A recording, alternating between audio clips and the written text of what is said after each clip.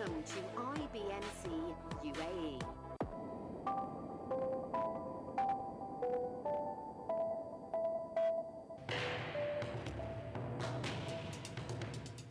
IBMC Financial Professionals Group.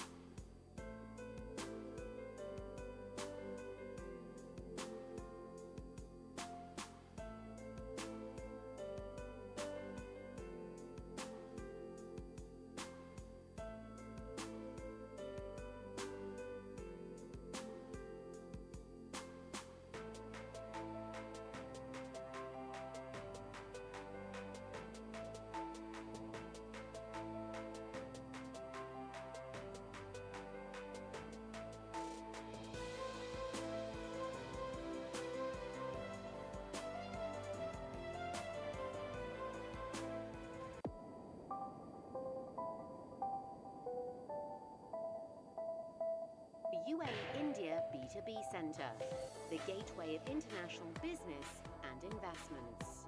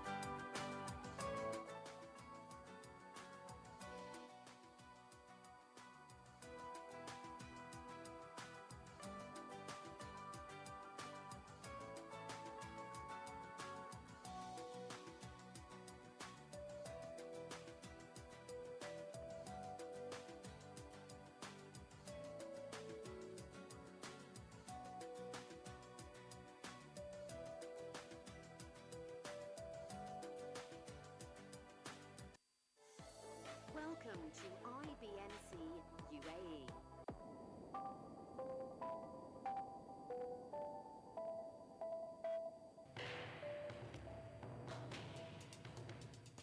IBMC Financial Professionals Group.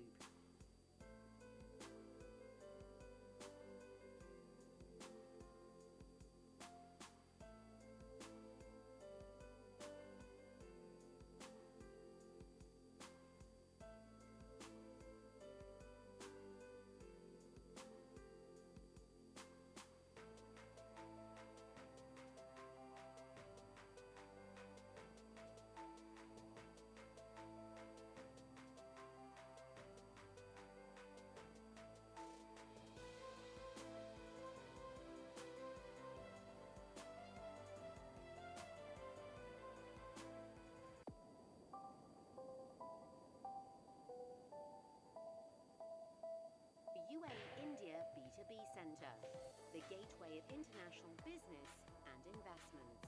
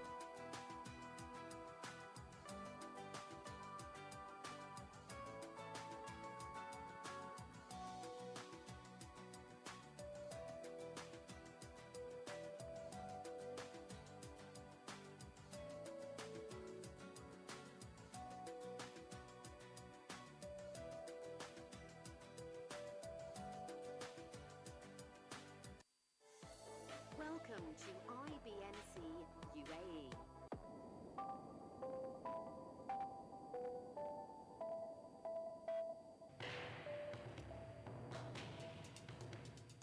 IBMC Financial Professionals Group.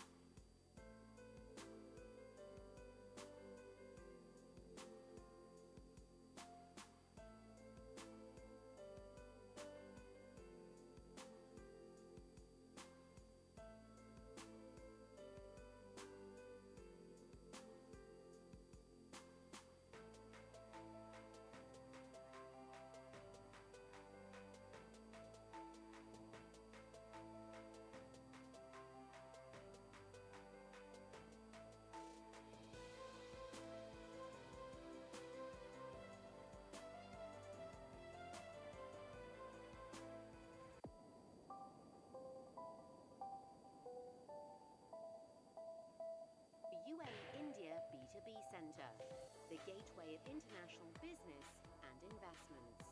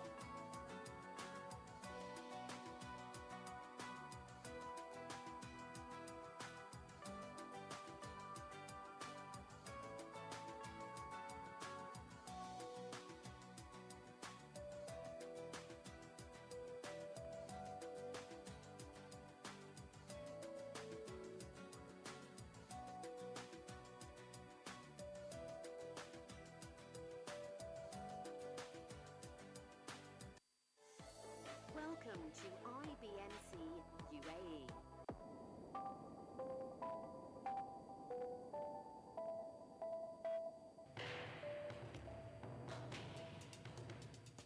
IBMC Financial Professionals Group.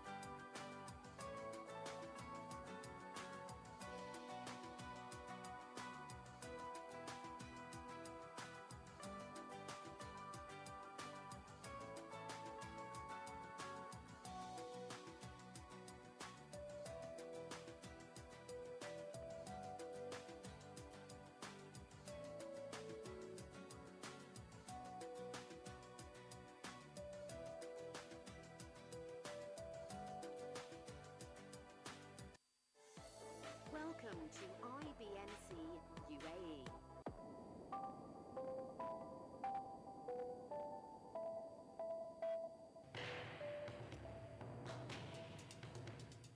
IBMC Financial Professionals Group.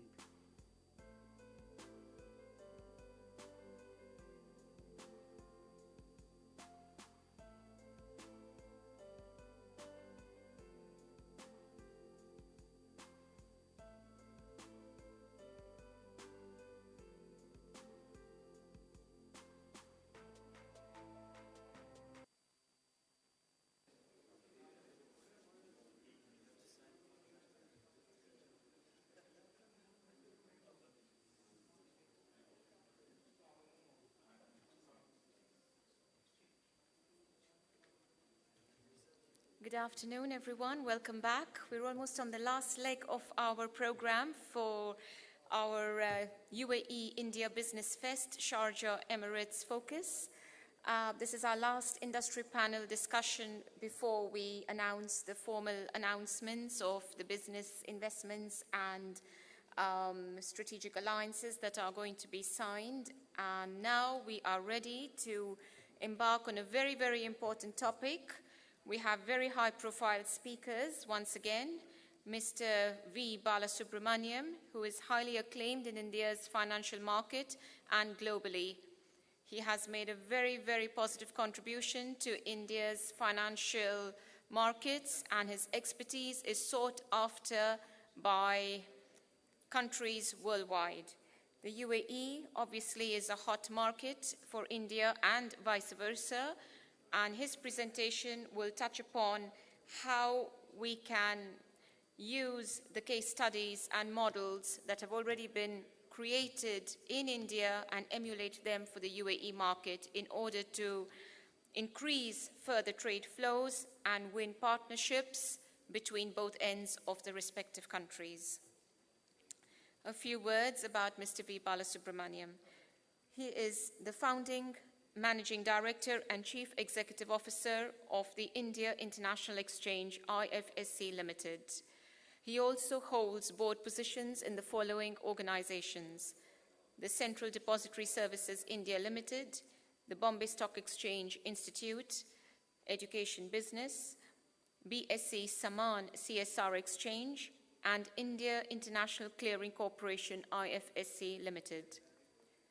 Prior to this, he was the Chief Business Officer of the Bombay Stock Exchange, heading the business development encompassing all business segments: equities, equity derivatives, debt, interest rate futures, currency derivatives, mutual fund distribution platforms, and SME platforms.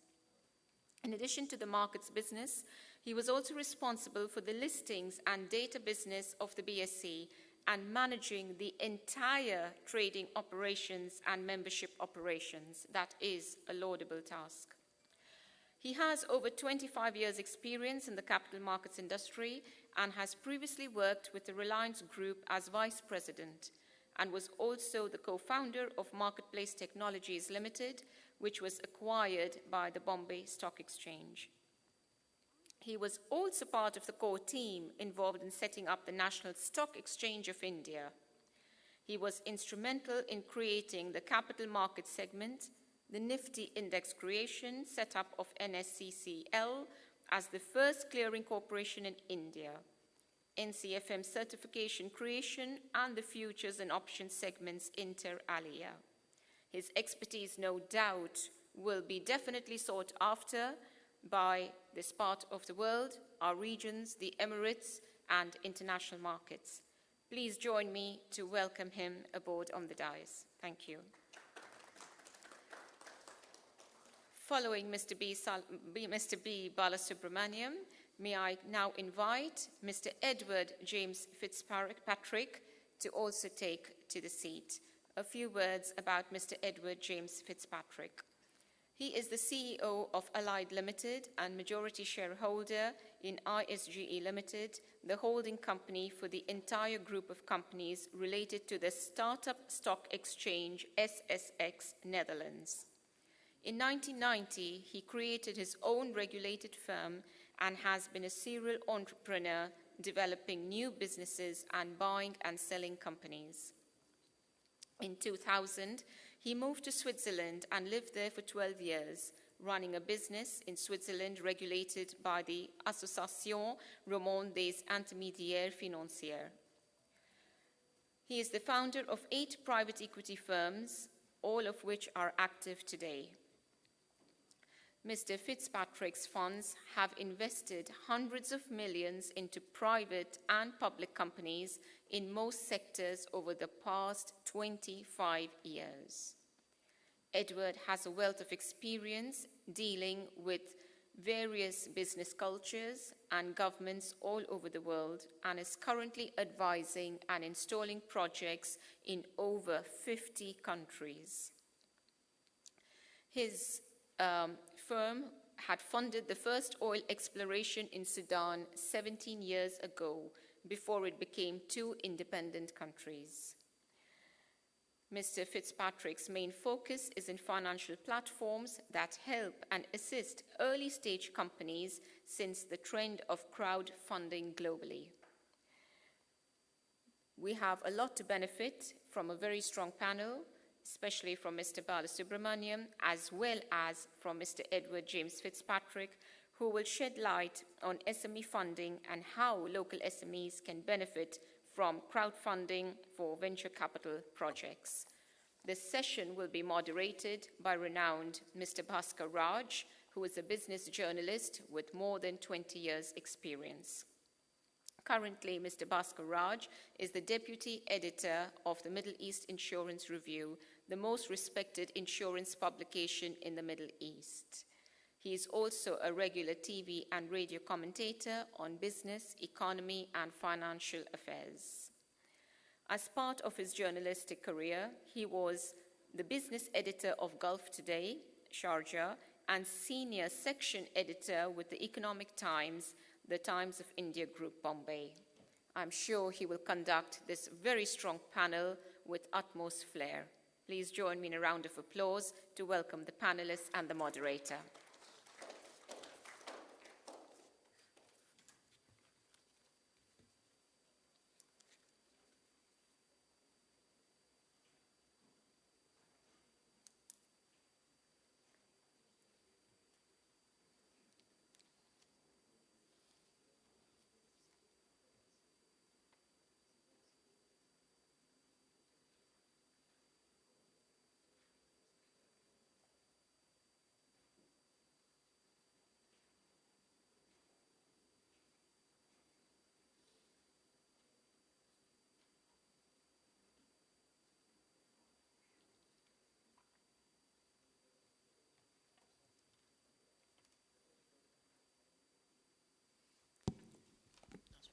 Be ready for a dynamic Q&A session following the panel discussion. Thank you.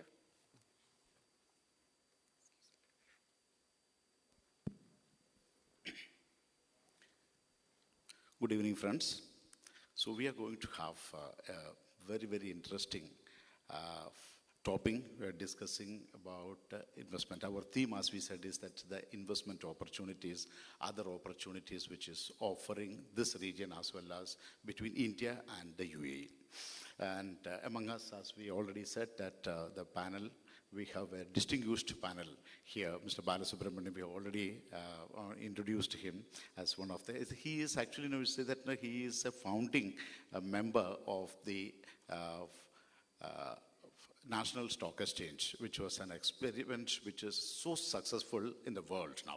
And he is also, after that, he joined the exchange, the derivatives market here. Actually, in the last week, the Prime Minister himself said that he has lots of promise in this new exchange, which is going to be the price setter for almost 10 commodities in the world, which India is going to pioneer that one. So, Mr. James is going to be discussing about SME financing, particularly because he has that experience of the startup exchange, where how SMEs can be financed, how we can actually find a wherewithal for growing this segment. First, we will ask Mr. Balasubramaniam about the opportunities offered in India in the stock markets.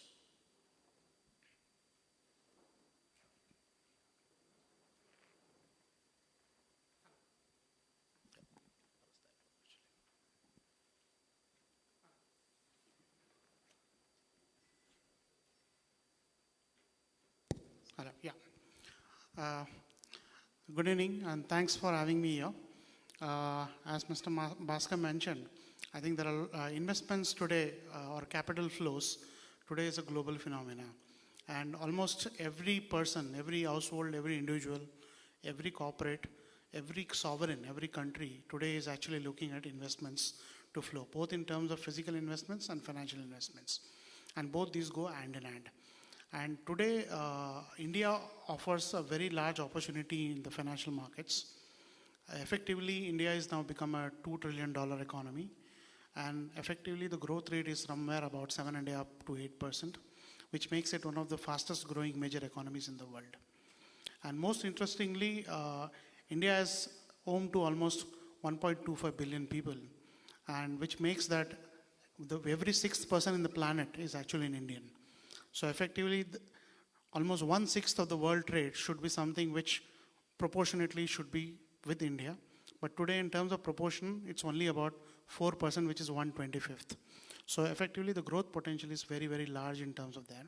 In fact, even in the previous panels, we saw that there are so many things which we can do, and India is right now pretty much unexploited at this point of time. Now, coming to the financial markets, India has always had a history of long financial market. In fact, the organization which I represent is actually a venture from Bombay Stock Exchange, which is the oldest exchange in Asia. This was set up in 1875, so almost 143 years now in terms of its history. And always traders in India have exhibited a lot of entrepreneurship qualities. And as we speak today, we are probably the home to the largest amount of listed companies in the world, which makes BSE the largest listed exchange, with almost 6,000 companies actually listed on that. So there is a lot of investment opportunity possibility which is there.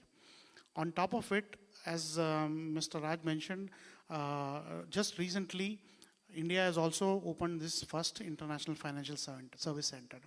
This is akin to what Dubai did in terms of DIFC, or it's basically in some sense what Hong Kong is for China. In some sense, typically the same way, India has created a kind of an offshore zone, which will be basically, from all economic law perspective, it will have a separate law, which will be much more freer with lighter touch regulatory jurisdiction over there. And these two, both the mainland India as well as the offshore India, which is through the international exchange, offers a lot of possibilities, especially for foreign investors, and also for overseas Indian investors, which are non-resident Indians. So both of them have a lot of advantages out here. In fact, there are a lot of fiscal incentives which is also being offered. So in some sense, the investment opportunity in India is today large. Almost the markets today are roughly having a market cap of close to about $1.6 trillion. And also the Indian startup ecosystem is growing at a very rapid pace with such a large domestic market. So I'm sure many investors from most of the world, including UAE, both from sovereign side as well as local households and corporations, could look at India as a possible opportunity. Thank you, Bala. Now let's listen to Edward. Edward, he is actually, he is the creator of the Capital Superhighway, which he has actually created the experiment which is so successful. That means the startup exchange. This is to finance the small sales sector, as well as he is now heavily into fintech. So let's listen to him, and actually let's hear what exactly can this region learn from your experience. Thank you, Roger. Thank you, everybody. Thank you for asking me to speak here this evening. I'm speaking in a little while, so I don't want to double up what I'm saying.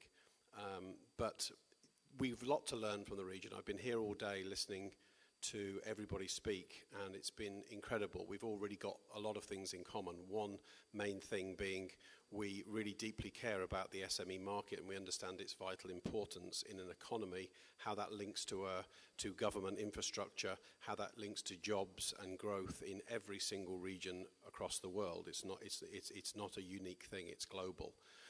And I'm dedicating the rest of my career to fixing some of these problems that exist today. We're a little bit disjointed in the SME marketplace, and we hear some of those frustrations today. And we've a lot to learn from this region here. The factoring discussion that I heard earlier today was fascinating, and I can see how I can link that factoring expertise into my exchange to gain information from from that company, from that organization, on the organizations that it represents, to give investors some satisfaction that the companies listed on an early stage exchange would have some competence.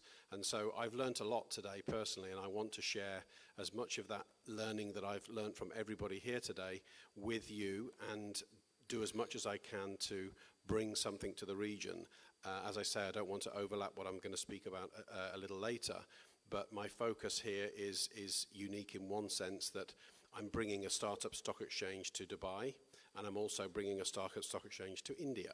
And so that creates an alliance. There's 48 other countries in that alliance, and that alliance will create a platform where regulation, where information, the sharing of digitally delivered information can help and assist in every single topic that we've heard about today. And that's the vital thing, is give confidence to the investor, give confidence to the SME community that they won't have a disruption in the flow of their activity. We see companies raise a little bit of money from friends and family, their first round, then they stop their business activity while they go to the market and look for some more. Then competitors come in and spoil the waters, and I want to see that flow continue. I want to see a company that's why I've called it the capital superhighway. The capital superhighway is exactly what a highway is. It puts a company onto a highway and allows them to stop off at services and keep the flow of their destination in mind. And so thank you for the introduction, and thank you for the allowing me to participate today. I'm really looking forward to some detailed questions and to get into some good mainly topics. About actually, I want to ask you about the SME sector here. SME sector, like any other country, here actually the SMEs are the backbone of the economy in the UAE, because we have about 350,000 SMEs operating here. Of that, about 52,000 are in Sharjah alone. And recently, there was an agreement between, an MOU was signed between Sharjah Investment Authority, Shuruk, as well as Dubai SME. Dubai SME is the authority for regulating the SME sector. What happened is that there we noticed that after the economic slowdown, many of the SMEs were not doing well. But what happened is that there was a bank finance problem, that financing was a major issue. But recently they were all sorted out, and we are seeing a turnaround in the SME sector now. But the thing is that bank financing, particularly there are a lot of startup companies, are still finding difficulty in raising funds for their capital, as well as how can you actually help them find capital for their startup companies? So I think if I've been an investor for 25 years, I know I don't look old enough, but trust me, I am. And I was fortunate in my early 20s. I was fortunate as the introduction to finance a transaction that made everybody a lot of money. And I decided to put the money that I made into early stage companies. So as an investor, what I want to see is I want to see that the company means it, that the company's got a good plan, that the company respects the money that's being invested into it. This is very important because crowdfunding has emerged around the world. It hasn't really emerged here, but it's emerged around the world, and it can create some complacency. So as an investor, you want to see that they respect the money, that there are proper reporting mechanisms, and all of these things today can be digitally delivered. So to help them get their financing, we need to educate them. We've heard from our friend Adnan today about education. It's vital. It's absolutely vital that we start an education program. So maybe Dubai SME could join forces and do an educational program to say to a potential university graduate, a startup is a very valid thing to do when you leave university. If you ask a university student in the US what do they want to do when they leave, they'll say a startup. They might not say that here yet, but it's coming. And we've heard statistics today that 80% of the jobs from a person in 8th grade today won't exist by the time they leave education. That's phenomenal. And the GDP contribution also, as we said, and the GDP, 60%. Thanks to Mr. Raj, the GDP figure here is astonishing. 60% of GDP here, right here, is coming from SMEs, and that target is growing to 70%. It's a goal to grow it to 70%. So it's categorically vital that the two divides meet, the bridges must be built. The bridge between an investor and his needs and demands, and the needs and demands of an SME, in order to put them onto a capital superhighway that will allow them to get to their destination faster. That's the most vital thing for me. On the same plane, you in India also, Mr. Balasubramaniam, you also have an experience of it, because BSE has an SME platform actually listed. I think about 190 companies are now listed on the small scale sector as well as. What is the experience and how is it now faring? Because I heard that the trading is actually increasing by the day.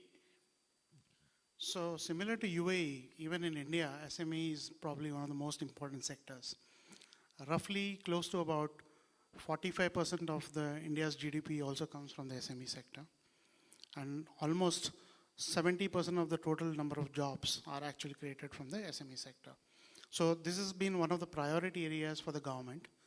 And in the last 5-6 years, about 5 years back, our securities regulator, SEBI, actually came up with a set of rules in terms of creating a SME listing board, which was different from the main board listing. And BSE at that time actually was the pioneer exchange, and it took the initiative to actually get the SME ecosystem startup, which included as well as the startup system. And as we speak, today we have become very successful in almost getting close to about 200 listings. And there are almost every month we are seeing 10 or 15 new listings come. So always the typical problem with SMEs is that SME companies always had lack of finances. They always had problem in terms of raising money. And probably the way it started was that people probably borrow from their friends, their families, and then slowly they'd go to banks, which is the only funding which is available, which was very expensive for them because they were not large kind of players. So what we did is we have virtually created a disintermediated model. So now these SME companies can directly get listed. And what we have done is, as a regulator, we have created a separate set of standards in terms of disclosure standards, in terms of the admission standards, also in terms of the eligibility criteria for these companies to come and list. So this has all of a sudden created virtually a kind of a two-way system in India. Like there is a school and then there is a college. So when you go to the main board, you basically are already an adult and you are a college person, where you are pretty much aware. Whereas SME is more like a school type of thing, nurturing somebody and bringing them into the market. And also this also becomes a good track record place, because once you come into the SME segment, you start showing a track record to people, then immediately you are also qualified to graduate and get into the main board also. So this two-step formula has really worked very, very well for us. And as we speak, virtually about 37 industry sectors have companies which are listed on the BSE right now in terms of the SME. And in fact, we have become a model case study for both the World Federation of Exchange and United Nations in terms of promoting the SME system to come to the market. And this has all of a sudden freed the entrepreneurs. Now they know that there is an alternative way to raise money. You can go to the market participants. There are a lot of funds which actually invest in startups or basically ventures. And also many governments and provincial governments in India, which are the state governments, have also dedicated some funding for this particular sector as one of the key things. And when they come into the exchange, it adds to two things. One is it adds some amount of discipline to those promoters, because they have to run the company in a clean way. The books of accounts have to be clean. There has to be some set of disclosures, which though may not be as stringent as the main board, but it starts creating a kind of a discipline out there. And secondly, this also unlocks the wealth for the promoter of the company or the entrepreneur who is setting up the small and medium enterprise. He is no longer just chasing income. He is virtually converting his capital into a wealth generation exercise. And that is something, for example, I will tell you that when we started the SME in 2012, at that time we also started a SME IPO index, which was at 100 points. Today, as we speak, in less than 5 years, the index level is close to about 1100, which means it's gone up by 11 times in terms of the companies which are given return on investments. Again, these companies may be small, but they will be the fastest growing. But there is also an high risk element in that. And for that, What we are done in terms of the regulatory framework is we don't allow every small investor to invest in SME.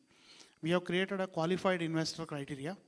So we have put in a number which is equivalent to, from Indian perspective, it's 100,000 rupees, which is like close to about, say about $4,000 minimum investment, which one needs to actually make. And also the trading lot is also restricted to that 100,000 rupees.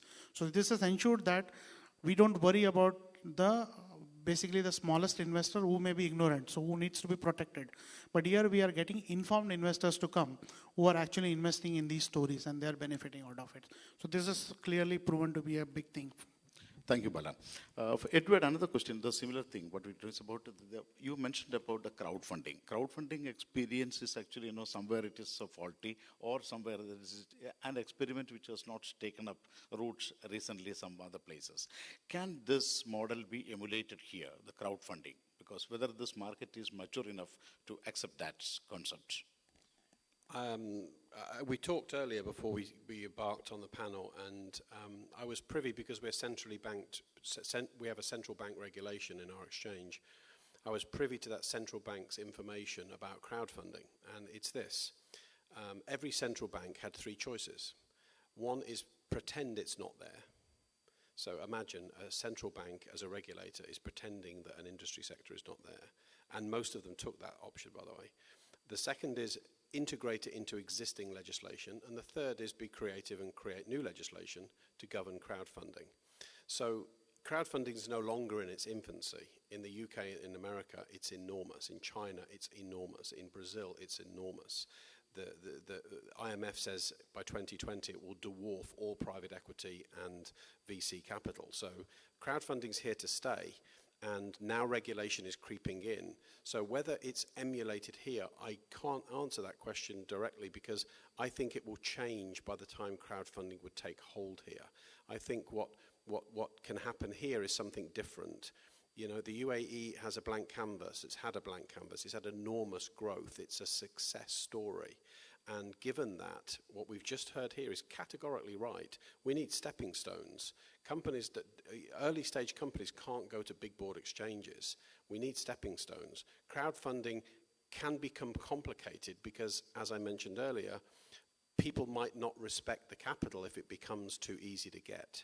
So if somebody like Dubai SME decides to create an index fund, for example, they put small money into small to medium-sized enterprises, and then the crowd follows them because they have some confidence that a government organization has put some money in, and the rest needs to come from the crowd, if you like. That's something that could work here, because there would be a following mentality. And if you've got reporting mechanisms and structures that are not big board exchange structures, big board exchanges are fit for purpose for big board companies, blue chip companies, not small cap companies. Small cap companies must have a new set of rules and regulations to govern them, because they don't fit in the shoe of a big board exchange. I hope that answers the question. Crowdfunding is not fine, but what about PE, private equity, as well as even venture funds? Venture funds are not actually venturing into even financing SMEs here. They can do that. Now, how can we make it attractive for PEs or even venture funds, or even what's called the angel investors? I can make this a very selfish answer, because I believe what I'm doing is the answer to that question. If you have a platform that I'm bringing to Dubai called Dubai SX, then this platform would allow you as an investor, as an investment fund, to mitigate risk. You will be getting more information than anybody has ever got on a company that's on a platform that you have an investment in.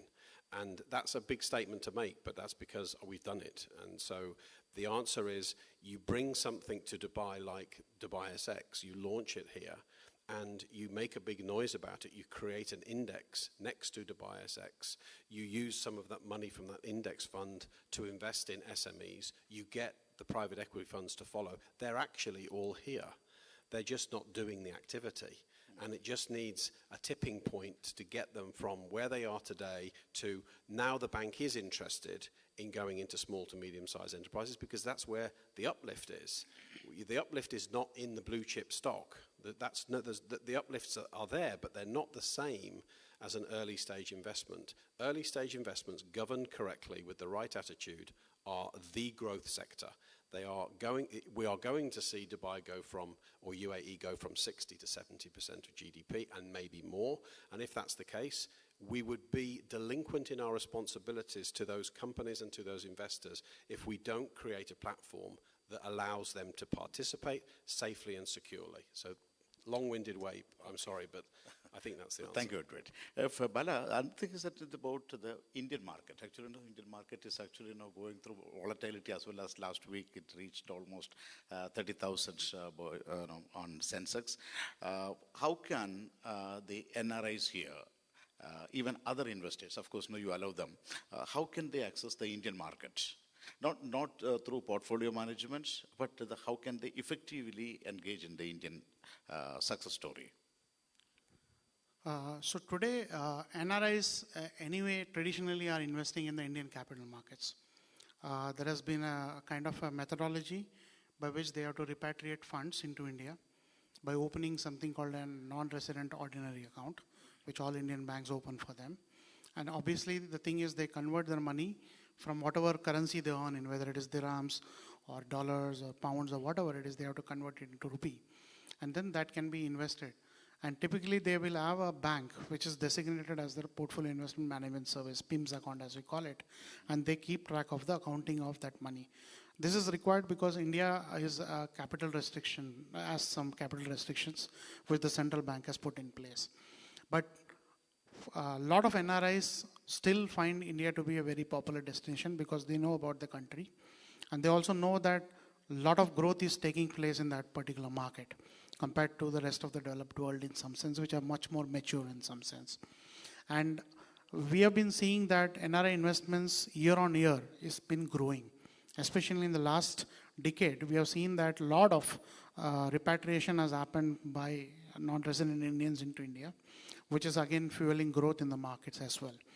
And what has been done is, today there are some mutual funds which are targeting specifically this NRI community, and they have been offering them a kind of a service packaging in which they could do it.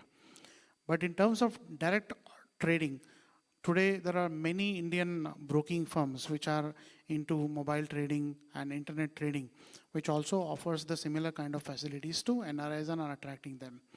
But now with this new exchange which is coming up in the international center, it's going to become a complete different ball game for NRIs. One is there are going to be no restrictions here. So effectively, whatever foreign currency you're earning, you could actually participate in the international exchange by India International Exchange by just keeping it in foreign currency. And whatever trading which you do or whatever investments you do and whatever returns which you realize out of that, you will be able to bring it back to wherever you are, which is not the case currently in terms of India, because there it's on a non-repatriable basis, whereas here it will be repatriation. And this is something which typically many NRIs today want to trade in derivatives, which is a much larger market than the underlying markets. And in India, we have a clear restriction for NRIs not to be able to repatriate the profits which they make on derivative transaction. While in the international exchange now with this liberalized rule, NRIs will be able to do that. And that's going to be a big opportunity for them. But overall, India has realized that given the magnitude of its population, the amount of job opportunities it has to create, the amount of projects, I think the government of India estimates just $20 trillion investments over the next 5 to 7 years to be invested on the infrastructure sector alone. So that's the kind of money or a capital which is to be raised, because that's the kind of a potential. So now, obviously, based on that, we have a very pro-business government in India. For the last 20 years, we have been slowly opening the door for more and more foreign investments. And in some sense, today we have created a much easier way even to access India. So earlier we used to have a foreign institutional investment mode, where only institutional investors were permitted, and they were also screened to ensure that only significant large institutions could come and invest in India. Last couple of years back, this whole policy was changed and converted into an FPI policy, which has been where the portfolio investors have been broken into three categories. Category 1, which is all sovereign investors. Category 2 are all the institutional investors who are regulated in their own markets. And category 3 could be virtually anyone else. So effectively, in some sense, now all of a sudden, the whole floodgates have been opened for a lot of foreign investments to come. And even, for example, the recent growth which you talked about in the index level and all that, we have been seeing a lot of foreign investment influx at this particular point of time.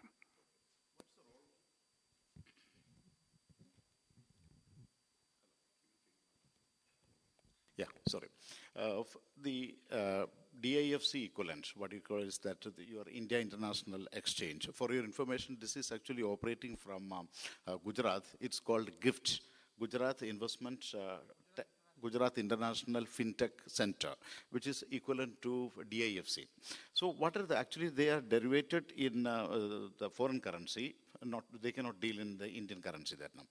How does it differ from other exchanges there actually? Okay, so effectively now the GIFT city, which is Gujarat International Financial Tech City, is one of the smart cities, and it is basically what has been done is this has been designated as a special economic zone. We had special economic zones. The financial free zone. Absolutely. So effectively we had special economic zones for IT industry, for pharma industry, for manufacturing industry, and so on and so forth. But for the first time, they have announced a financial service sector or financial service industry has got its own special economic zone. Now what has happened in this zone, which is very different, is that number one, all the economic laws which apply in India, most of it is not applicable here. So this is a much more kind of, I will say, a liberated zone. It's more like an offshore India. So to give you a parallels, like Hong Kong is part of China, but Hong Kong is considered to be offshore China.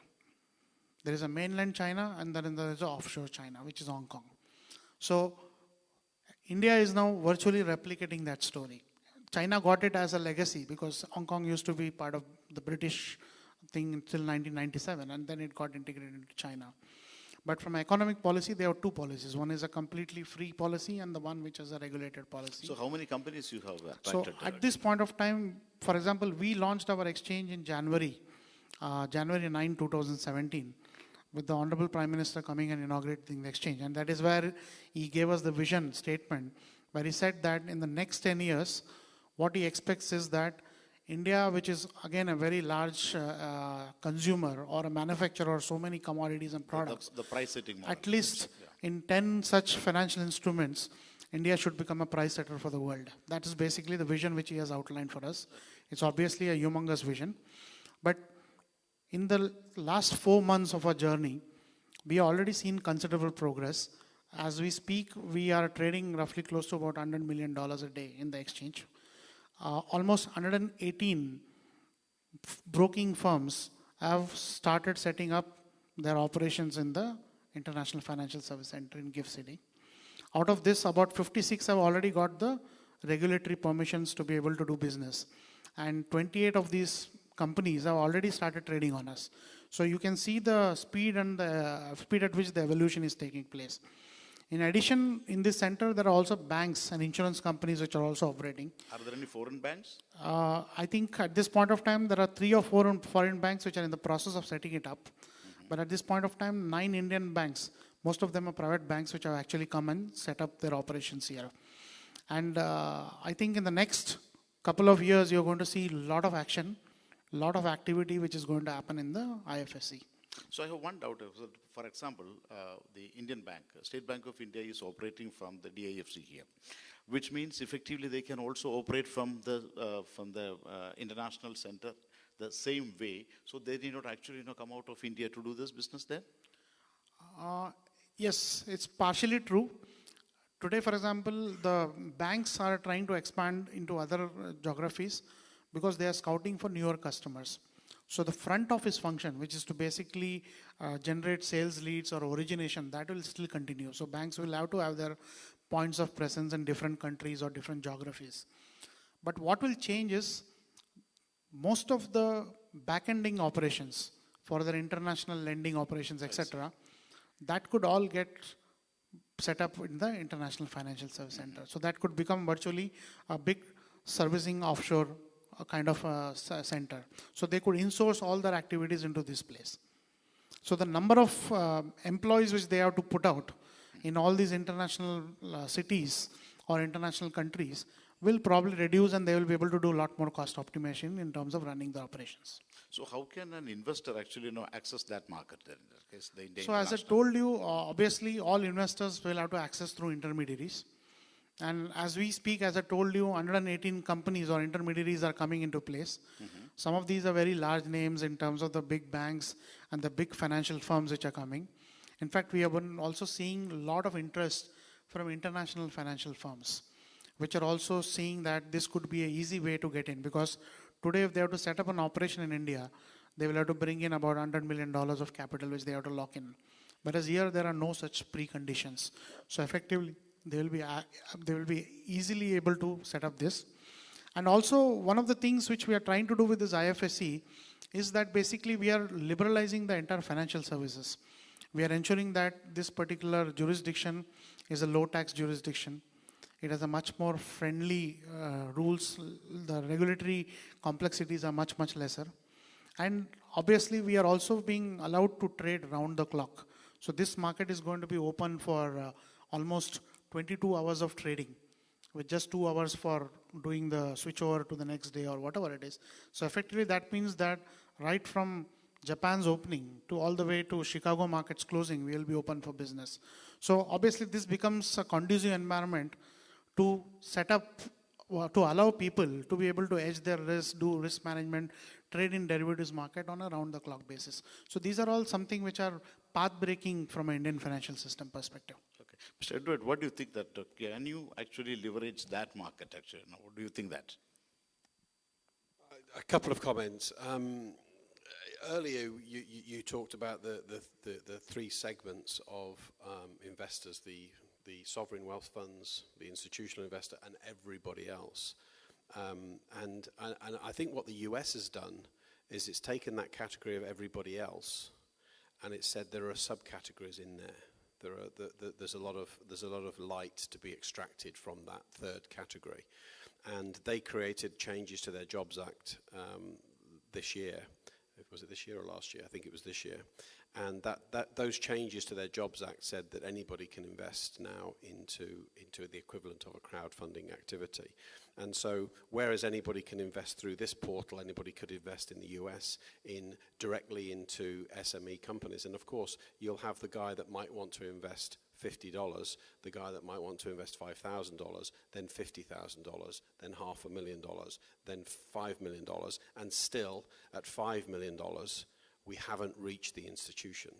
So there's the differentiator in that third sector that is, I think, vast. I mean, if we use legislation and we use governmental input and we add that to investor needs and SME needs, then I think you've got the right combination of pieces of a puzzle. No, thank you. This is about the commodities trading, as you said that, no, because are they offering arbitrage facilities here? No, so when an investor from here, can they actually access and benefit from that one through arbitrage? So commodities markets in the exchanges is a very interesting concept. Obviously, today it's a very large kind of asset class. And today in our exchange, we offer 4 asset classes. We offer commodity derivatives, we offer interest rate derivatives, we offer equity derivatives, which includes index derivatives, and we also offer currency derivatives. So effectively what we have created is a kind of a supermarket or a mall of all financial instruments to be traded under one single umbrella. So this, and secondly, there are a lot of restrictions today for foreigners to access Indian bond markets as well as Indian commodity markets. For example, the Indian commodities exchanges, foreign investment is just not allowed. Now, in the International Financial Center, they will be able to participate. So that makes it a completely different kind of a game. Secondly, when we talk about commodities like precious metals, gold, India is probably the largest consumer of gold in the world. So this is something which now a lot of foreign players will want to engage with the Indian counterparts and be able to trade in that particular market. So this is a center which we are creating out here. And interestingly, what we have done is we have strong linkages with UAE. In fact, there is a Dubai Gold and Commodity Exchange here. And we have a kind of a memorandum of understanding, a kind of a cooperation agreement with them, where we are trying to help each other in terms of business promotion and many other activities. You mean the DGCX? DGCX. So now a lot of people could actually look at trading in both these markets. And if there are price differences between both these markets, then obviously they will also be able to do arbitrage. That's obviously part of it. Today, the gold prices are discovered in COMEX. So people could do even arbitrage with COMEX. So effectively now this is going to become a new kind of an opportunity. Similarly, there are so many other commodity asset classes where India is very, very large user. So effectively, we think that this market itself has a size and a potential which could be extremely large. Okay, other than gold, what are the other commodities you have? You have copper. So at this point of time, we have launched gold futures trading, silver futures trading, and copper futures trading. And what about the rupee futures? So rupee futures is something which we have made an application to our regulator. DGCX has rupee. DGCX has been having it is the oldest exchange which has been having the rupee dollar contract. Today there are 6 global exchanges which have a rupee dollar contract, but DGCX is the biggest of them, followed by Singapore Exchange. So now in the India International Exchange at IFSC, we have also requested our regulator to allow us to do rupee dollar trading. But as we speak, we are also looking at other international class of trading. Like people in, like we are looking at euro dollar trading, pound dollar trading, and so on and so forth. Which again, we think that a lot of traders from India who are doing proprietary trading will want to access. Because for them, accessing those international markets is going to be a little difficult. Whereas we are now offering them the products which are internationally traded also available for them through the IFSC. Okay, to sum it up, what is the Indian economy outlook actually? What do you think?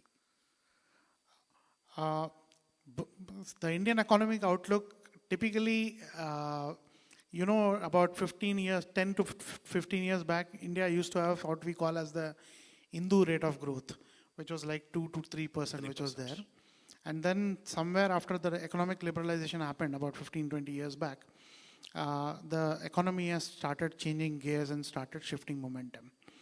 And also what has happened is that as a country between the 3 sectors, agriculture, industry and services, the service industry has been the most rapidly growing one. Though in terms of population and dependency, agriculture still remains very important. And India, obviously on agriculture is dependent on the monsoons or the rains. So in a large way, our economy still has that dependency. But what we have seen is that now with the new government, which is more pro-business friendly, we are seeing a lot of focus now on pushing industrial sector as well as the farm sector to actually grow at a much faster pace.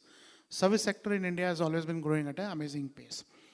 So our, like today I just was seeing one panel on maritime activities, the logistics in terms of how underpenetrated India is. In fact, I remember that about 3 months back I was in a panel discussion and we had the minister, Mr. Nitin Gadkari, who looks after all the transportation, shipping and all of that. And he himself was saying that logistics itself, if we improve, will actually give us a 3% increase in the GDP growth.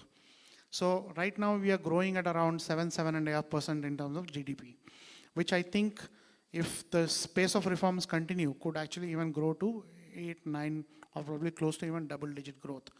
We are also seeing that within Asia, China is kind of a little bit slowing off, and India is actually picking up pace. So I think the overall macro factors, if you look at it, is fiscal deficit is coming down. There is current account management of balance of payments is pretty good. There is a lot of competition now amongst the different provinces or the states to actually boost more and more economic opportunities. So in some sense, the polity of India is also kind of changing. Now everybody is worried about how fast we can economically grow. And the per capita has to grow. And also given that now almost 65% of Indians today are below the age group of 35. And almost 50% of Indians are below the age group of 25. So given that there is a very large young population which is coming up, which is obviously going to be very, very productive. So in that sense, the GDP growth rate obviously has to be at a much faster pace.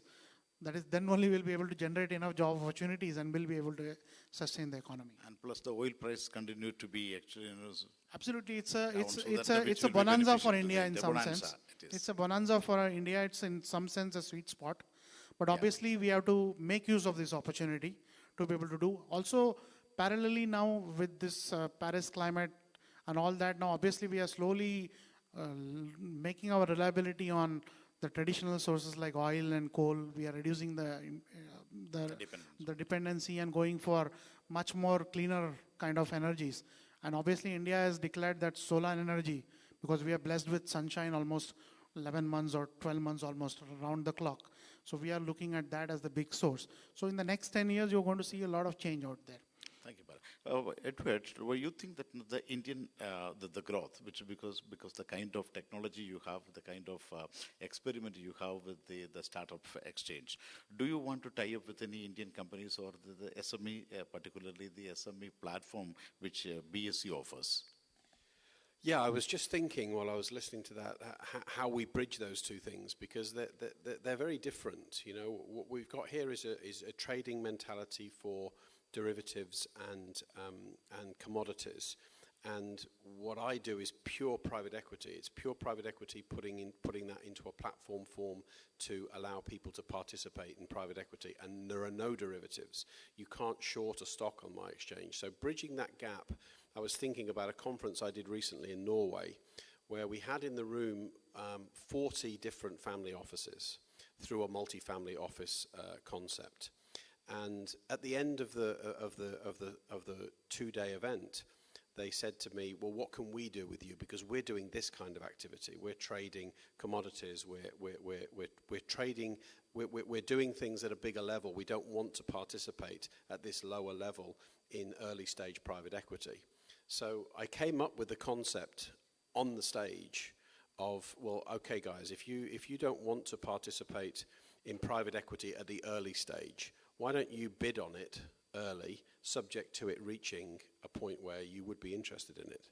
So, for example, you have a company that starts today with its first $500,000, but in 24 months' time, it might be a company that's doing 3 million, 5 million in revenue, and it's a completely different company altogether. That institution, it would now be in that institution's sweet spot to invest in them. They're not interested at the $500,000 range, but they might be interested at the $5 million range. So I say to them, if you like this sector, if you like these people, if you think they can achieve that 24-month plan with the money that they have today, why don't you bid on it today? And if you bid on it today, then you're creating kind of a future. You're saying, I'll bid on that company and buy that stock in that organization in 2 years or 3 years' time, subject to them achieving these benchmarks. If they achieve these benchmarks, I'm a buyer of $5 million worth of stock in that company. Now, that does a lot of things. That allows the early stage investor to get some relief. These guys at the higher end of the scale that aren't interested in this early stage company are now all of a sudden interested, because that bid is not a commitment, it's just an expression of interest. So I think the worlds can be bridged. You know, I think, and we have to think creatively in order to bridge those worlds, because trader mentality and investor mentality don't sit together in an early stage environment. Early stage companies can't have traders involved in their security. They can only have investors involved in their security. When they become a later stage company, they will be the greatest big board stock exchange, stock listed company ever, because they'll have, to your point earlier, they'll have had their training ground in their university on an early stage exchange. They've got used to what it's like to be a public company, look after their shareholders, make reports, provide news releases, produce their financial accounting, etc. And when they decide to go to a big board exchange and go into that possibility that somebody might want to create a derivative of their security, they'll have institutional support and they'll be able to cope with it. The problem with early stage companies listing on big board exchanges is the company cannot possibly withstand that kind of trading activity when they have no institutional support. They're an easy target for a short player.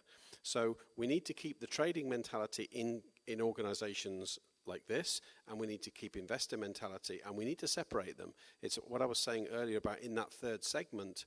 there is a number of segments within that third segment, and we need to look at them all, and we need to provide them all with what they're looking for so that they participate. And I think that's the point.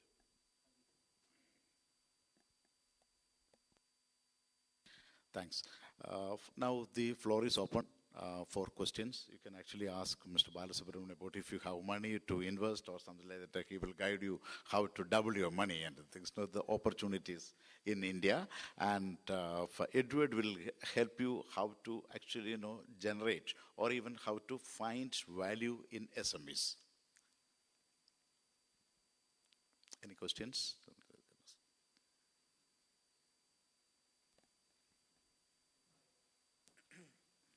Hello. My question is to Bala, actually. The point is, so with the, and if you can censor it, if with the tax arbitrage slowly and steadily going off, right, and with Mauritius and Singapore not being, are being taxed in the same fashion as an Indian investor is taxed, right? So what is our preparedness in the gift city to host foreign portfolio investors? Oh, this is possible, right? Isn't it? Definitely, it's possible. As you rightly pointed out, there is a GAR which is kicking in, and already India has said that it has already amended the treaty with some of these countries, which was to basically not do double taxation avoidance, but it was being misused in the sense that these countries are actually not taxing at all. So effectively, that policy is kind of changing. So now, obviously, people are going to look at paying some amount of tax. Even in Gift City, the tax is not zero. There is a minimum alternate tax of 9%, which is at par, which is better than Singapore, which is 15%. But obviously, Dubai is zero, but Dubai has other interesting ways to actually collect fees, which doesn't exist there. And also the cost of doing business within the Gift City and the Indian is all in the Indian cost. So obviously, we think that a lot of foreign players, in fact, they're already evincing keen interest, as I mentioned during this panel. There are quite a lot of international brokers who are waiting and watching in terms of how to use it. And as the GAR itself is going to get fully implemented over the next 3 years, because it's not a one-day thing, it's like a graded kind of thing over the next 3 years, you will definitely see some of these benefits start coming in. There are some slew of measures which have also been suggested to the government in terms of further tax things which are required to be done in the international center.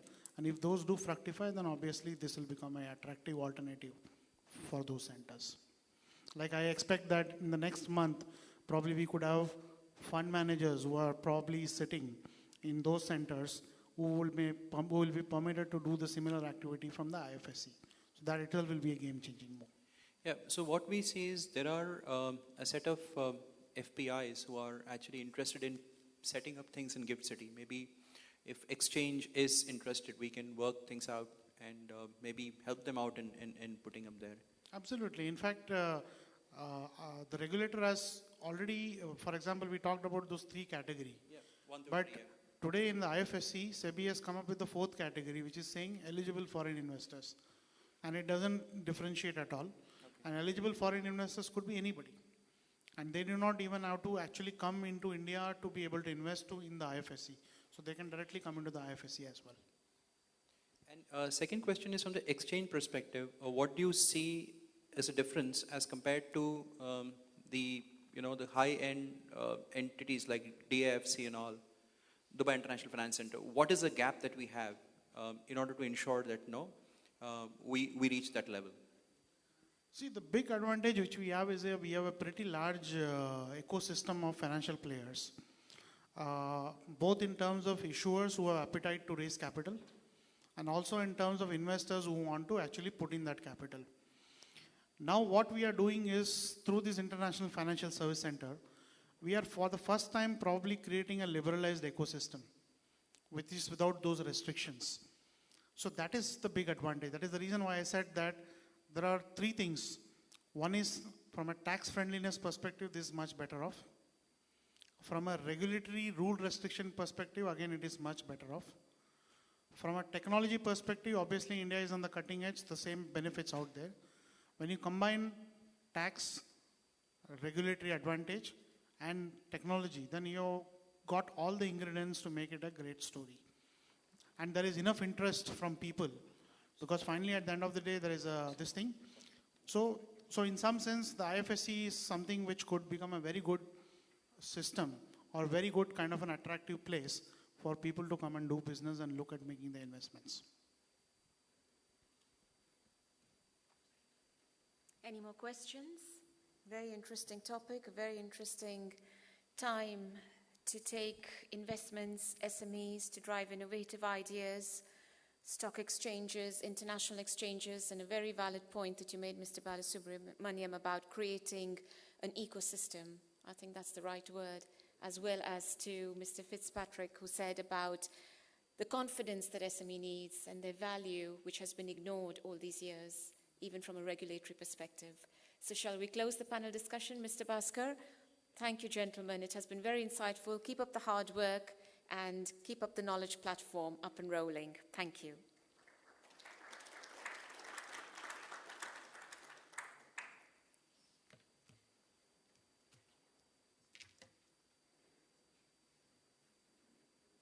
If you feel like, you can have a quick sneak peek to the lobby, because then we start with the Industrial and Business Seminar, where the chairman of the IBMC will be present, His Excellency Sheikh Khalid bin Ahmed Al Hamad, who's a member of the ruling family as well. So if you feel like a good walk to freshen up, please do so. And I see you back in exactly 10 minutes. Thank you.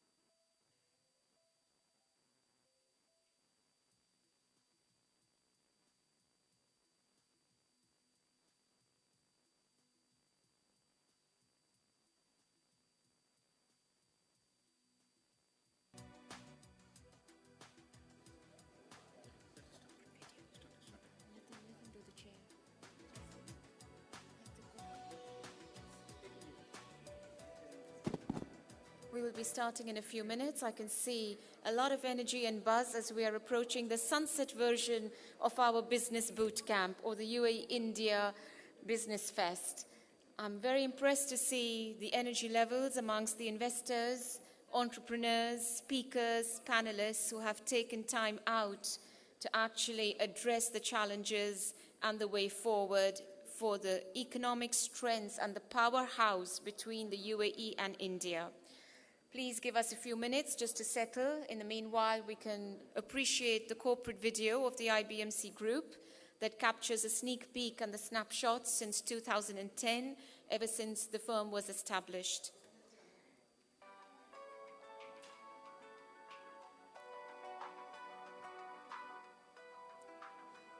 You can keep talking, keep networking, not a problem.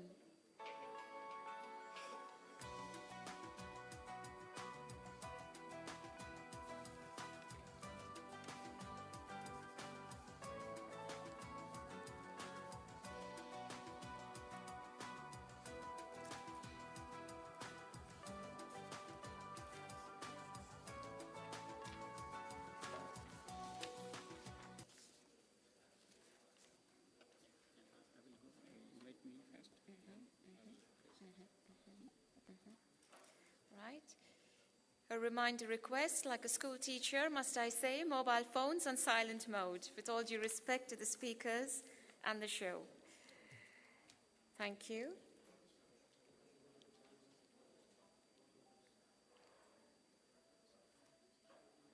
We will commence shortly.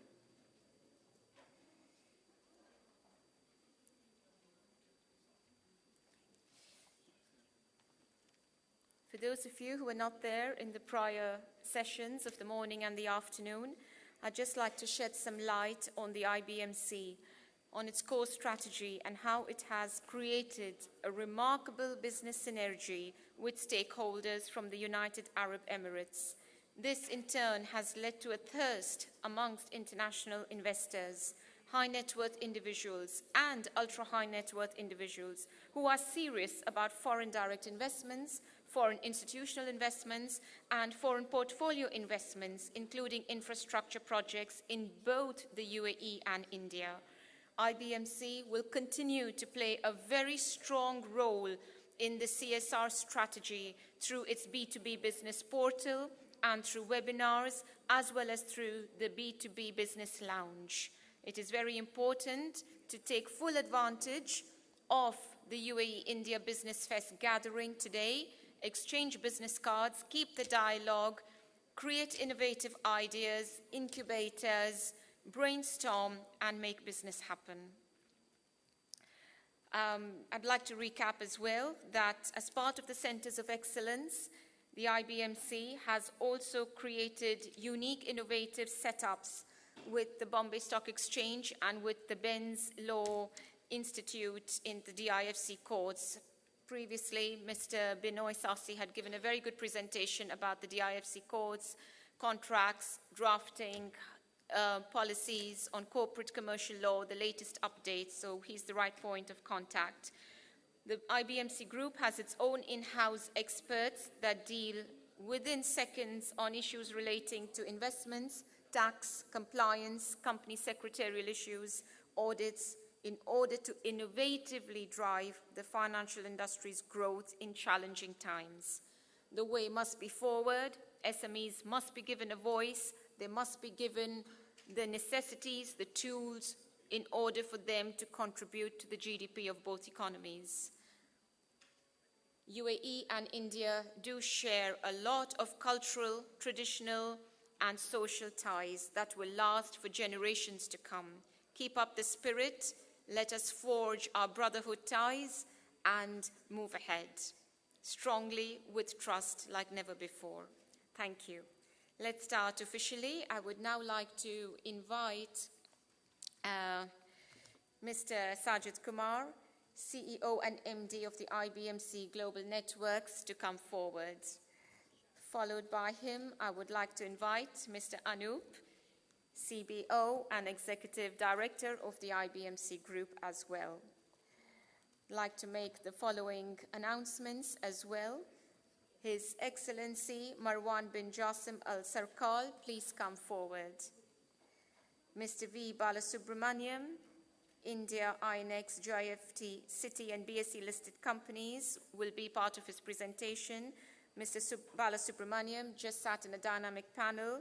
He is the founding MD and CEO of the India International Exchange IFSC Limited, an area of ultimate promise. May I also like to invite His Excellency Mohammad Juma Al Musharak, the Director of Sharjah FDI Office, Invest in Sharjah, to come forward, please. Last but not the least, Mr. Edward James Fitzpatrick, CEO, Startup Stock Exchange, SSX, Netherlands. Kindly come forward, please.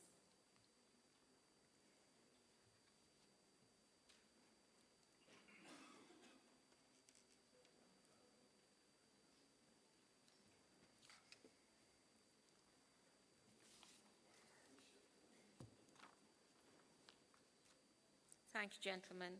Stay tuned.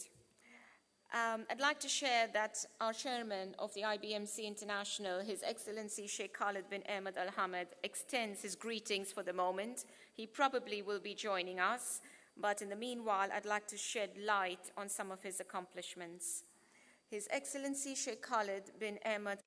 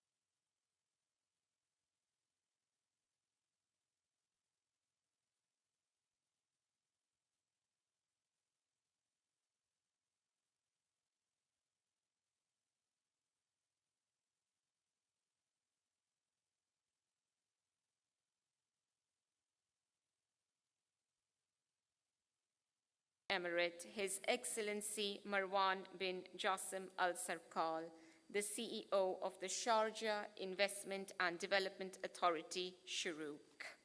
A few words about his accomplishments.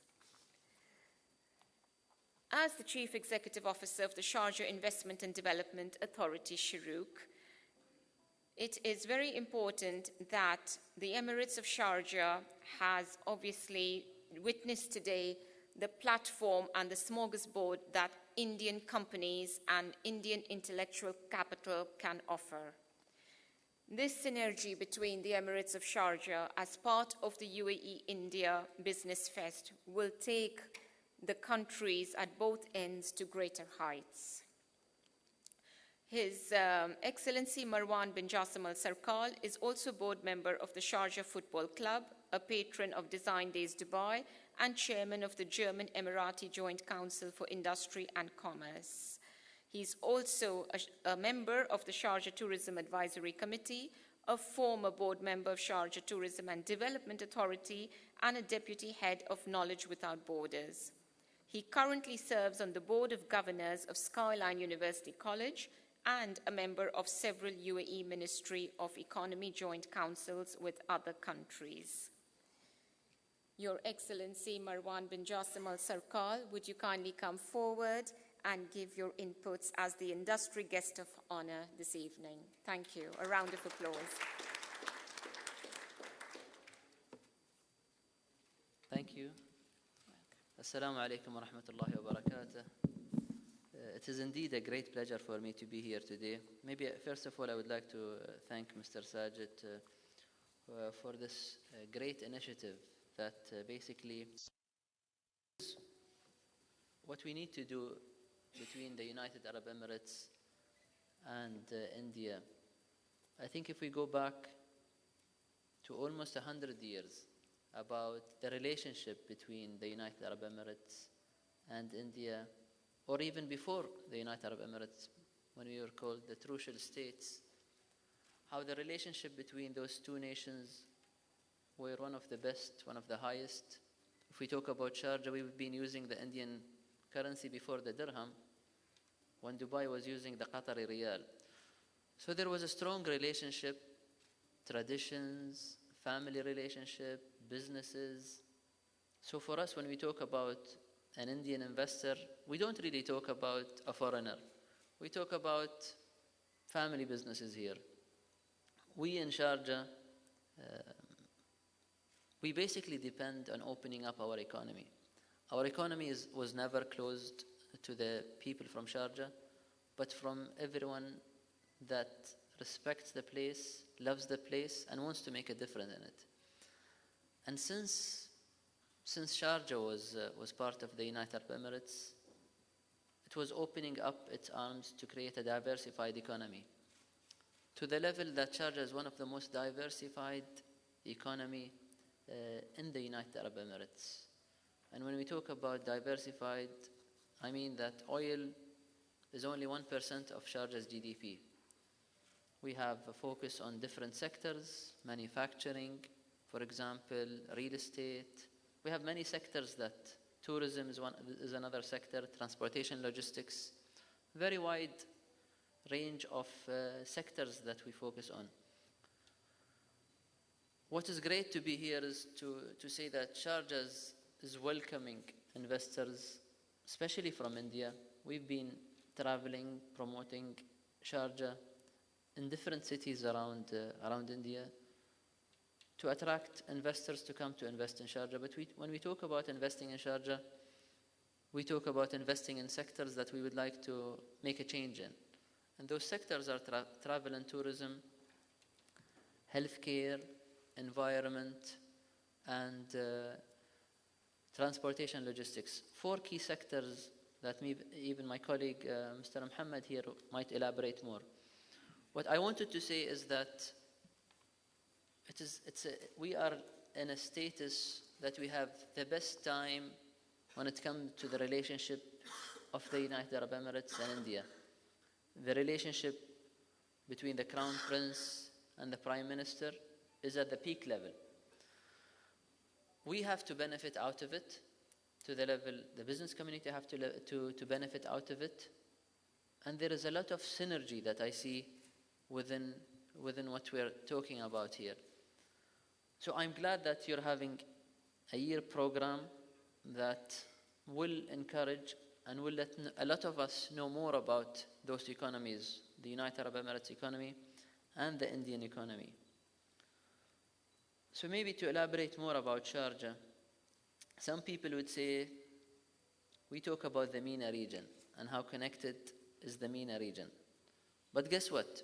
The bilateral trade between United Arab Emirates and India is even higher than many other Arab countries. So if you compare, for example, the bilateral trade between United Arab Emirates and India is actually higher than the bilateral trade between the Emirates and Morocco, for example, or Algeria, or Tunisia. So there is a strong relationship between us together that we need to benefit out of it. If I talk about Sharjah, maybe I need to tell you more about Sharjah because not everybody knows a history of Sharjah. If we talk about Sharjah's history, we talk about a history of a nation that goes back to more than 500 years. If we talk about history, we talk about history that has been found from the Neolithic age to the Paleolithic age to the Bronze Age to the pre-Islamic age.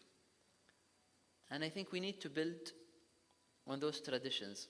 The history that we believe on continues. Another thing about Sharjah is one of the Emirates that makes the United Arab Emirates. We are the connectivity. You can't create a United Arab Emirates without Sharjah. We are in the center. We are a neighbor for every other emirate. And we are one of the emirates that's so unique that we sit on two oceans. One is the Indian Ocean and the other one is the Arabian Gulf. But what's surprising in Sharjah, that Sharjah focuses on small and medium-sized companies. And I think your session talks about small and medium-sized companies. We have one of the biggest small and medium-sized clusters in the region. More than 55,000 companies are actually small and medium-sized. Small to the level that they started in Sharjah with an office, and today they're manufacturing and they have units all around the globe, and they're producing their goods and shipping them. We have success stories as a seaport that started more than 35 to 40 years from Sharjah, a company called Gulf Tainer, and today is managing 16 seaports around the globe. And they started with a small operating facility. When we talk about industries in Sharjah that we are proud of is, for example, one of them is called IFCO. IFCO started from Sharjah, is today selling their products all the way even in Australia. And they started in Sharjah because the ease of doing business, the good legal structure, the interactivity with the government, the support of the government. And they found out that we treat all businessmen in the same way. We love doing business here, and we love entrepreneurs. So we love when people take the risk and come to choose to invest here. We also have success story in aviation sector. So I'm not sure if you heard of Air Arabia. How many of you have heard of Air Arabia? All of you? Have you traveled on Air Arabia? Air Arabia, by the way, is a success story because it started with 50 million dirhams. 50 million dirhams, a small company that started from Sharjah, today is the biggest low-cost carrier in the MENA region. They have 4 locations that they fly from. So Sharjah is one, Jordan is another one. They have it also in Morocco. They used to be in India, and hopefully they will be back having a hub there. They fly to 16 different cities, I believe, in India. They're a huge success, and they started from Sharjah. And they're a listed company.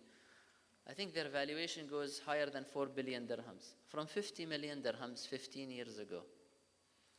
So when we talk about success stories, we talk about small companies, not backed up by the government. Many of them started as true businessmen, entrepreneurs. They had a high risk of losing or failing, but they succeeded. My message is that we have an environment that welcomes investors. We have an environment that listens to investors. We have an environment that loves entrepreneurs. But we have the right ecosystem for SMEs.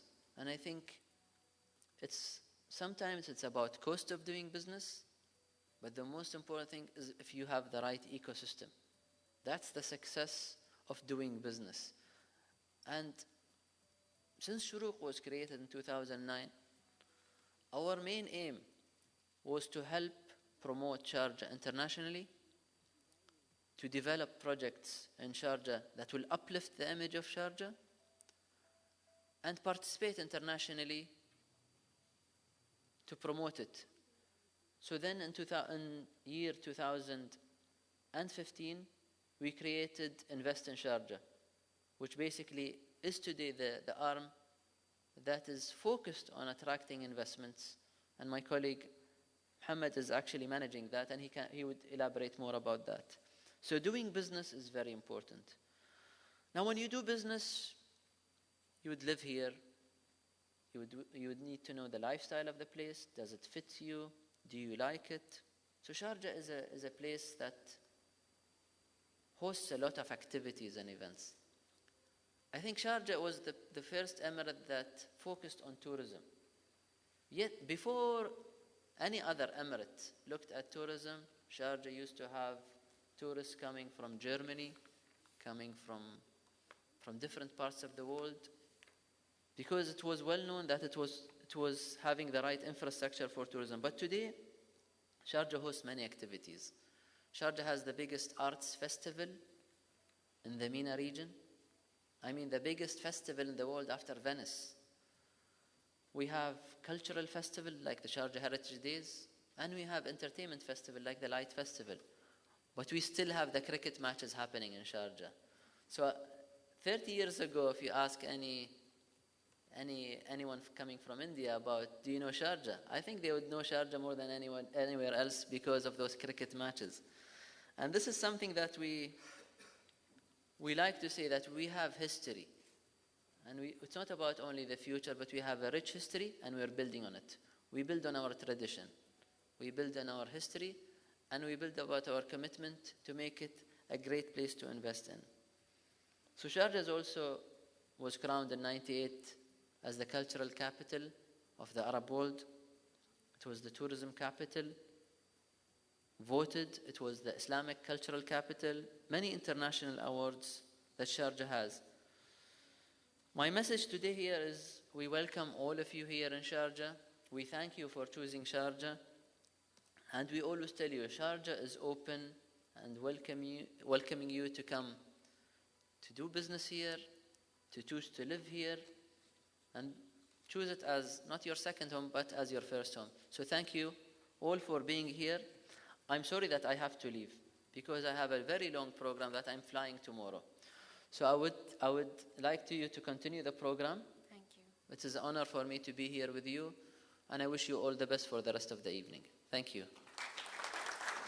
Thank you, Your Excellency Marwan bin Jassim Al Sarkal, for your gracious presence. May I request a little token of our humble gratitude on behalf of IBMC to your esteemed efforts towards the Emirates of Sharjah. Mr. Sajid Kumar, CEO and MD of IBMC, will present a memento as a token of gratitude to His Excellency Marwan bin Jassim Al Sarkal, CEO, Sharjah Investment and Development Authority, Shuruk. No doubt, for Indians, Sharjah changed from cricket match to industry match. So definitely we have to give a big round of applause for that, all the leadership of Sharjah.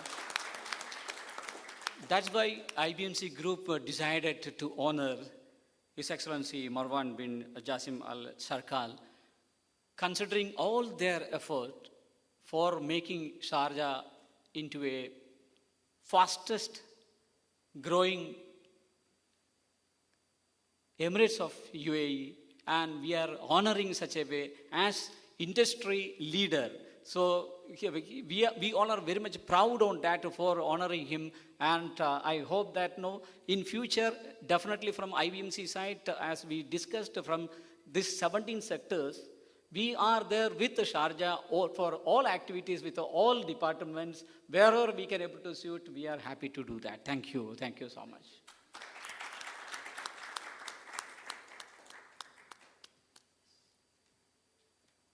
I think it's a stand and we can all do that.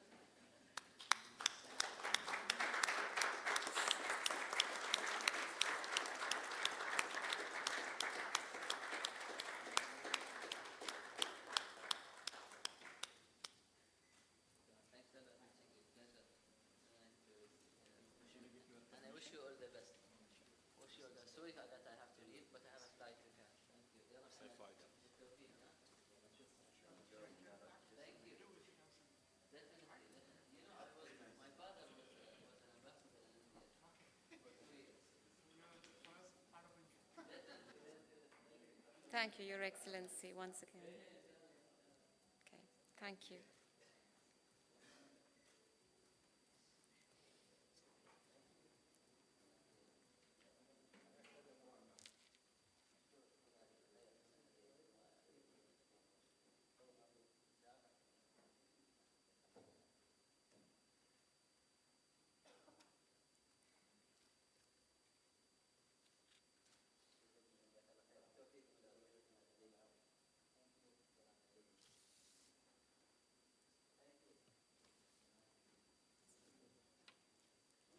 Thank you, Your Excellency, once again for your gracious presence. Wish you a safe journey and hope the business between UAE and Sharjah and India reach even greater heights.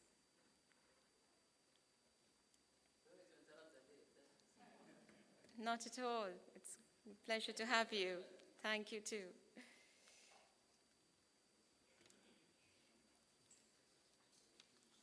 Once again, I also would like to thank His Excellency, Mr. Khalid Rashid Said Al Shahi, for his gracious presence from Ras Al Khaimah. It is very important for Indians and the UAE to be fortunate by his presence this evening. Once again, a round of applause for His Excellency Khalid Rashid Said Al Shahi from Ras Al Khaimah.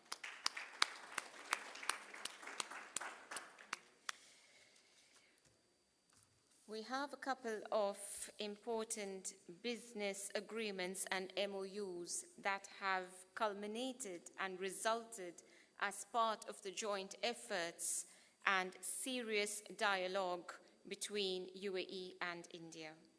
I would like to make these announcements very official, and they mean a lot for both countries, for investors, for entrepreneurs, and for our young generation. Let us begin with the business agreement and MOU. The first one is the announcement of the MOU. India International Exchange India, represented by Mr. V. Balasubramaniam, MD and CEO, and IBMC Financial Professionals Group, represented by Mr. Sajid Kumar PK, CEO and MD, in the gracious presence of our distinguished guests. A round of applause, please.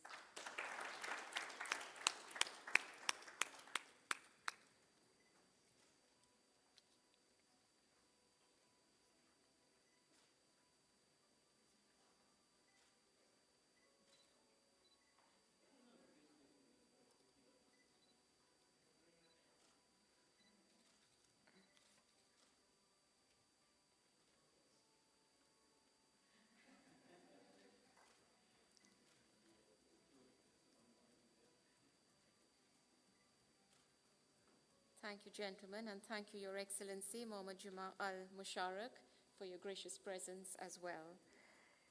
I will continue with the next announcement as well. The second one is the announcement of an agreement. Allied Essex Limited, Startup Stock Exchange, SSX, represented by Mr. Edward Fitzpatrick, CEO, and IBMC Financial Professionals Group, represented by Mr. Sajid Kumar, PK, CEO and MD of the IBMC, in the gracious presence of His Excellency Mohammad Juma Al-Musharak, Director of Sharjah FDI Office, Invest in Sharjah. A round of applause, please. Announcement of a business agreement.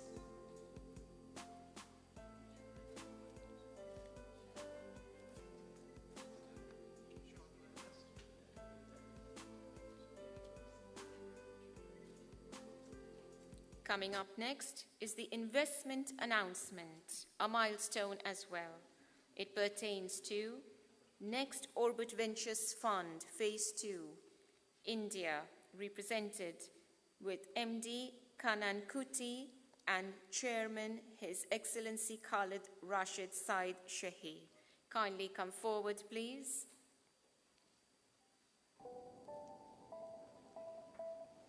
This is an investment from the United Arab Emirates to India on a project which is the backbone of Digital India, the Electronic System Design and Manufacturing, EDSM Fund. This NOV Fund, Phase 2, is categorized as the daughter fund under the Government of India's Electronic Development Fund. A round of applause, please, for this very crucial investment announcement that will take both countries to greater heights in the digital era under the Make in India campaign announced by the Government of India. Well done, United Arab Emirates. Well done, India. Congratulations once again. Let us inspire, let us lead, let us move hands as fellow brothers. Thank you. May I now make an announcement that pertains to foreign investor research and investment comments. On this note, may I kindly request the presence of Mr. Ahmed Saidali, Head of Middle East, BBGI Group, Switzerland, for his investment comments. Mr. Ahmed Saidali, Head of Middle East, BBGI Group, Switzerland, for the foreign investor and research investment comments. He will receive the corporate application kit from Mr. Sajid Kumar, CEO and MD of the IBMC Group. All thanks.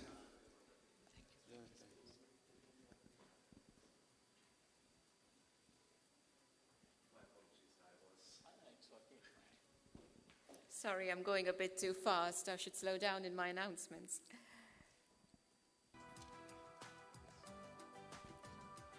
We have already forwarded that the project report of electronic sector. So after due diligence and scrutinizing the project, BBG is a big group, so they will give their comments on that first of all.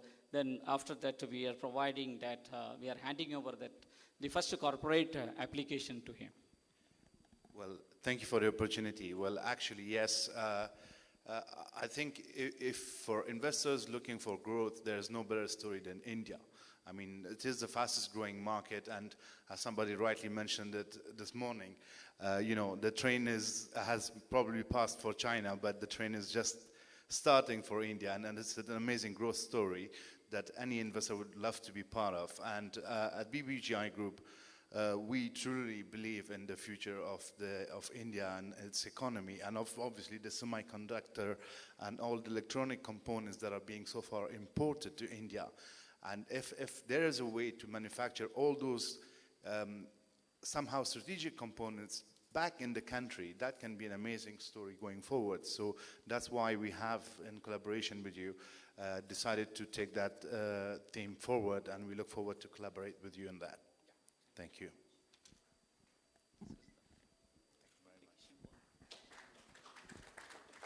Thank you for your comments, Mr. Ahmed Saidali. We very much appreciate your full support and trust in us. Thank you. I would like to invite Mr. V. Hans Prakash, the custodian for Next Orbit Ventures, this project, and giving a few words from his side. So I think it's been, it's been a long journey for us. In fact, we have just been custodians for this project, but it's been a long journey that Sajid and team have actually gone through to ensure the entire project succeeds. In fact, this project, if it succeeds, is going to be a huge success story for India as such. Okay, because Electronic Development Fund, the way structure is created, it's going to be a kind of helping both in terms of, on the technology side of it and financial side of it, ensuring that we are able to produce indigenously, things which we've been importing for a long time. It also contributes to the Make in India campaign, which our Honorable Prime Minister, Shri Narendra Modi ji, has been propagating all this while. So it's a small step towards it, and I'm sure it will succeed. We as ILFS are playing a very small role of being a custodian in this case, but I'm sure this is going to be a big project and a big success story for India. Thank you. Thank you, Hans. I'd like to continue to make the announcement of the industry research report release by Dr. Sanal Kumar, research scientist of Mahiko, Hyderabad. Please come forward, Dr. Sanal Kumar. We'd like to felicitate you for your humble gesture and insightful notes on vertical farming, on agricultural sector and business possibilities in the UAE.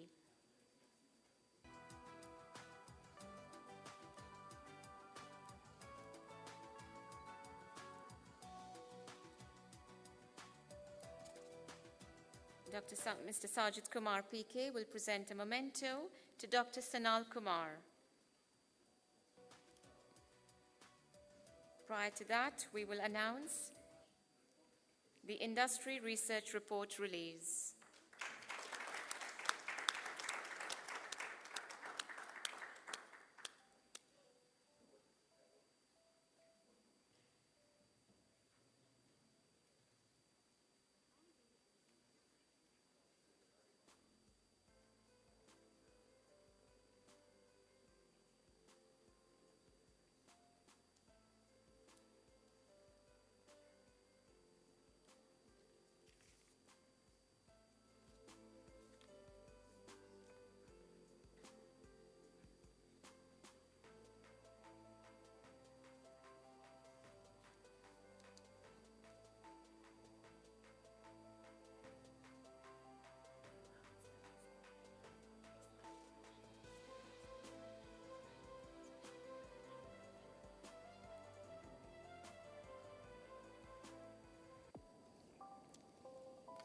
Mr. Bhaskar Raj, may I kindly also request your gracious presence on the stage, please.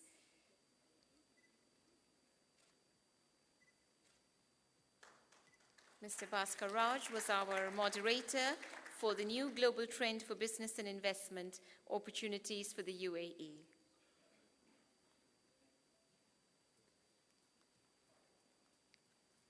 Congratulations once again, Dr. Sanal Kumar, and to the esteemed guests on the dais. We'll come back to Mr. Bhaskar Raj in a while. He's probably on a phone call. I think it is time to break the ice and have a bit of celebration, to present mementos to the speakers in the lineup as part of the evening gathering, and then we can proceed with their presentations. I'd like to invite Mr. V. Balasubramaniam to receive his gesture of appreciation.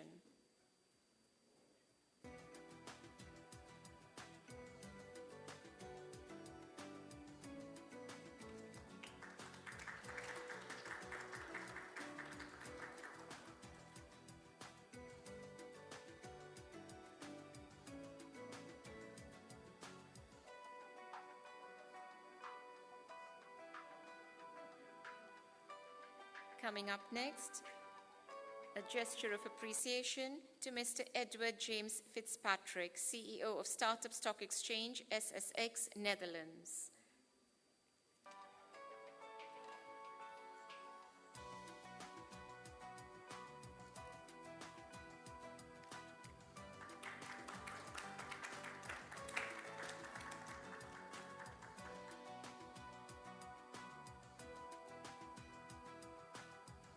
Coming up next, a gesture of appreciation to His Excellency Mohammed Jumma Al Musharak, Director of Sharjah FDI Office, Invest in Sharjah.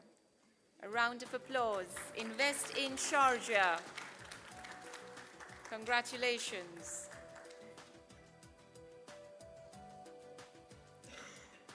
Your Excellency, Khalid Rashid Said Al Shahi, would you kindly come forward as well for recognition, for a gesture of appreciation as well?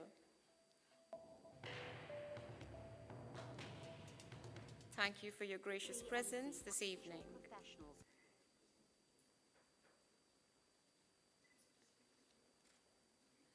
We will see you in Ras Al Khaimah as part of the UAE India Fest in November.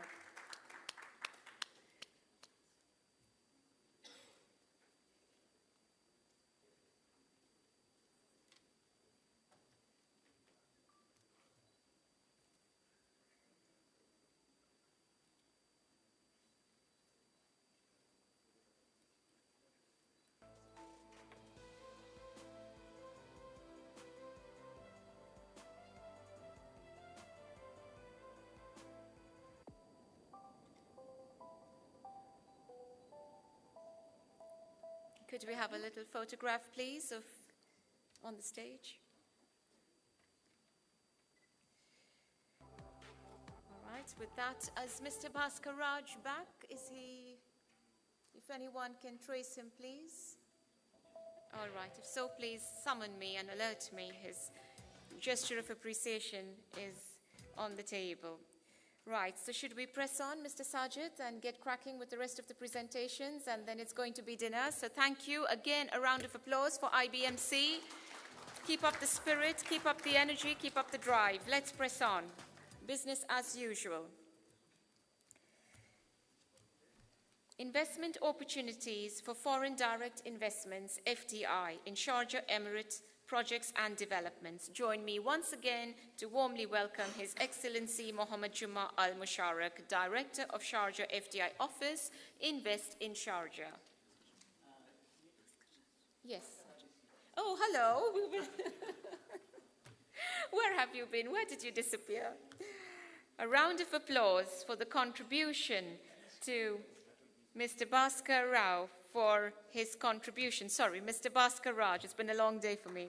Moderator, Mr. Bhaskar Raj, Senior Business Journalist, UAE, on new global trends for business and investment opportunities for the UAE. Mr. Bhaskar Raj ran a very dynamic panel as a moderator, probing into the precise nuts and bolts on what's next in the lineup as we talk real business. SMEs, crowdfunding, angel investors, stock exchange developments, investments, and whatnot. He was spot on. A round of applause.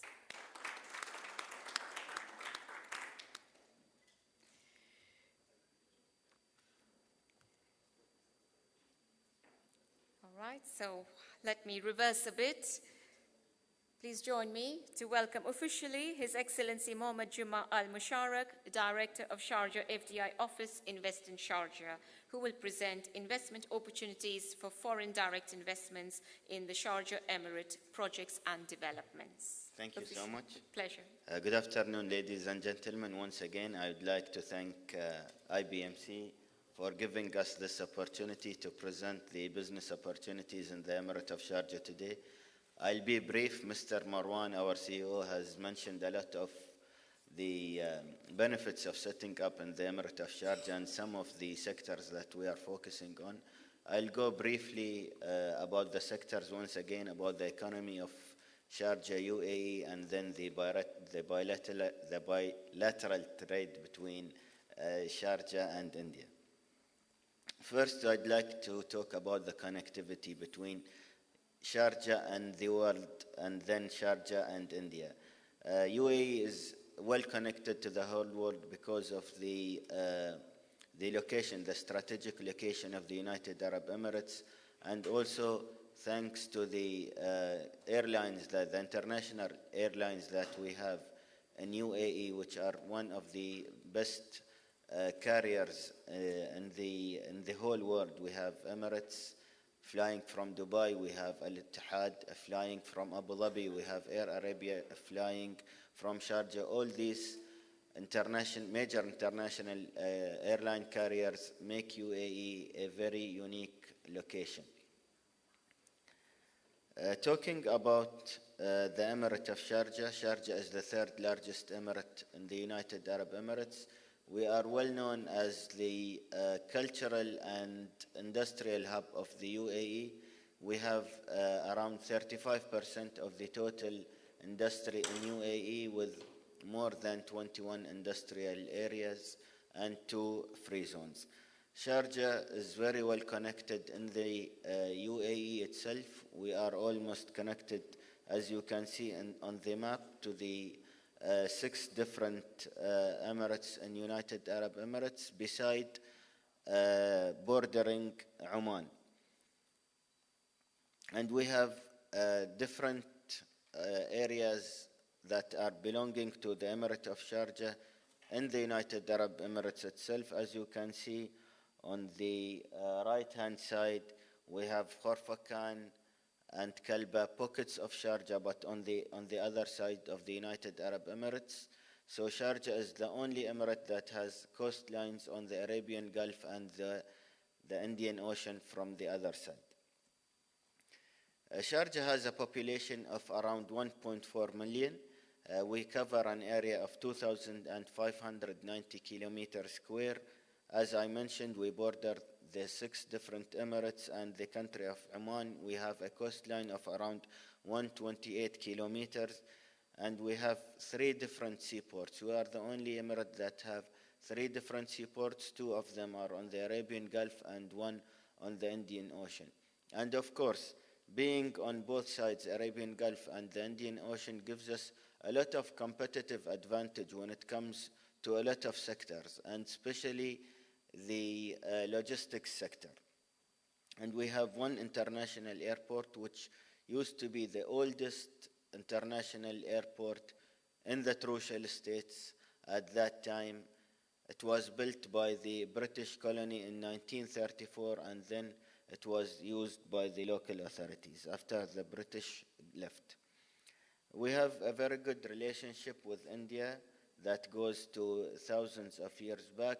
Traders used to bring spices, wood, and many different goods from India, and people from here used to go and bring pearls in and out from India.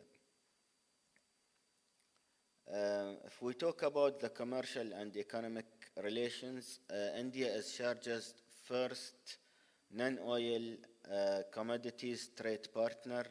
There is a 50 billion investment by Indian businessmen in the United Arab Emirates, and Sharjah is also the home of the Indian Business and Professional Council and the Indian Trade Center. If we talk again about connectivity, I mentioned the connectivity between UAE and the world. UAE and Sharjah and India has more than 39 flights a day only through Air Arabia. And the Air India and Air Express also operates more than 60 flights per week from Sharjah to more than 8 Indian destinations. And Air Arabia actually flies to more than 15 destinations in India. And Sharjah International Airport is very convenient for businessmen, and especially Air Arabia, for Indian businessmen and investors, because the process of going in and out of the airport is very efficient and very dynamic and very short. You only need like 1 hour to 1.5 hours before the flight to fly using Air Arabia or any other international carrier from Sharjah International Airport. And I remember one of the Indian businessmen told me that he had his breakfast in India, he attended a lunch meeting in Sharjah, and then he went back to his family having dinner again. So, which means that having this connected flights and the high number of flights between Sharjah and India, using the low-cost airlines and using Sharjah International Airport, really makes it very easy for businessmen to go and come finish their deals in one day even. Definitely we have as UAE, we have a very strong relationship with India.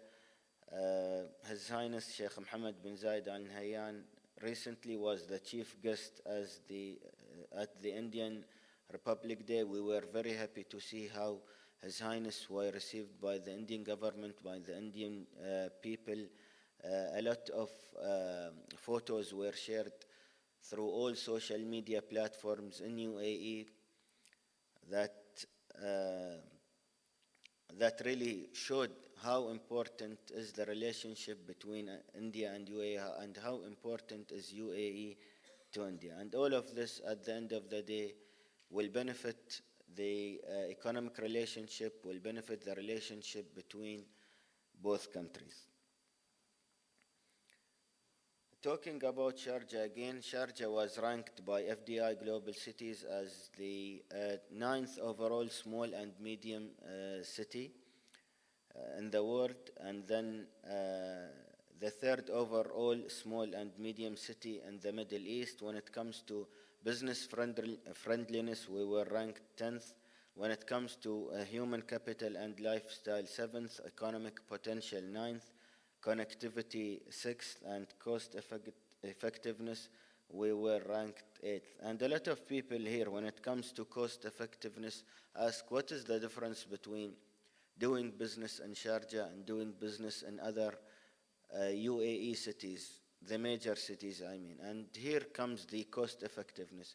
We always say that in Sharjah, it's cheaper by 35%, approximately 35%. And here we talk about wages, we talk about rent, we talk about cost of living, the lifestyle. If you add all of this, the cost effectiveness will be like 35% compared to other major cities in United Arab Emirates. And then the connectivity also plays a big role. You are in the middle of the UAE, you are 15 minutes from Dubai, you are 10 minutes from Ajman, you are only 1.5 hours from Abu Dhabi. Now new roads are being built.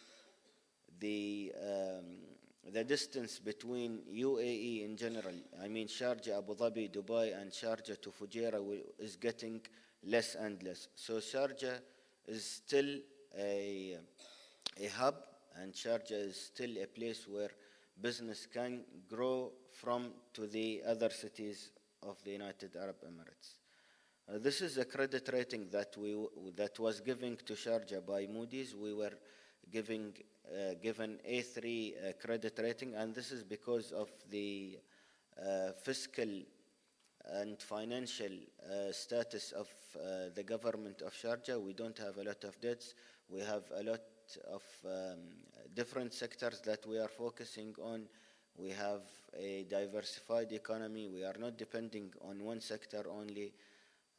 All of this, of course, helped in getting this good rating, and I think that next year we are going to have a better one. This is a survey that was done for the private sector in the Emirate of Sharjah by our colleagues at Sharjah Chamber of Commerce and Industry, and most of the indicators showed that there are increase in numbers like sales revenue, level of selling price, volume sold, number of employees, net profits, and new purchase orders. All of them were increasing, which means that the private sector in the Emirate of Sharjah is really optimistic about doing business in the Emirate, and they are happy about it. Talking about the free zones, I know that a lot of foreign companies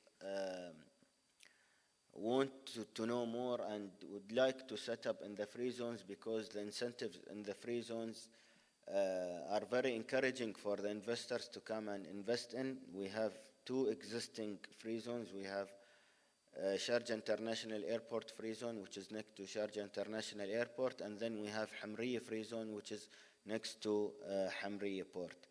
The safe zone is focusing more about light and small industries, services, and Hamriya Free Zone, because it's a port, they are focusing more about heavy industries, manufacturing, and oil and gas. And then we have a few specialized free zone coming in the pipeline. We have Sharjah Healthcare City, which is a specialized free zone for healthcare. We have a new media city coming up, and we have the publishing city, because Sharjah hosts the third largest book fair in the world. His Highness the ruler has a lot of interest in books and education, so he decided to put up a new free zone focusing on publishing only. And then we have a new free zone coming up, which is the Research and Technology and Innovation Park, which is part of the American University of Sharjah. And this is to help in building up an innovative economy, to bring innovative companies like, I don't know, maybe we see Tesla opening a research and development center in the United Arab Emirates and in Sharjah. So this is also to help companies in innovation and research and technology to come to the region. And this is the first project of its kind in the Arab world. The real estate is something else. Previously, we didn't have a law that permits foreigners to own real estate. 1 year ago, there was a new rule that Foreigners now can own their own property. They can own their own lands in some of Sharjah areas, some of the designated areas by the government where foreigners can buy, sell their own properties. And there is an increase of 20% in the real estate transactions since this law was passed, and then the revenue was 57%. I know a lot of investors in the real estate from Abu Dhabi and Dubai, and now they are telling me that Sharjah is the promising place in real estate because it has the highest return on investment in real estate. You can get like 9 to 10% return on investment on real estate in Sharjah currently, which is very high in the United Arab Emirates. These are some of the attractive investment rules and regulations. We have, like, in the free zones, 100% foreign ownership. We have 100% repatriation of income. So if a company decides to close, in one day they can close and they can repatriate their profit and their investment 100%. If you are based in the free zones and you are focusing on exporting your goods to the region like KSA, Qatar, Bahrain, you are exempted from the 5% custom duties. But if you want to take it inside the local market, UAE, Dubai, Abu Dhabi, you have to pay the 5%.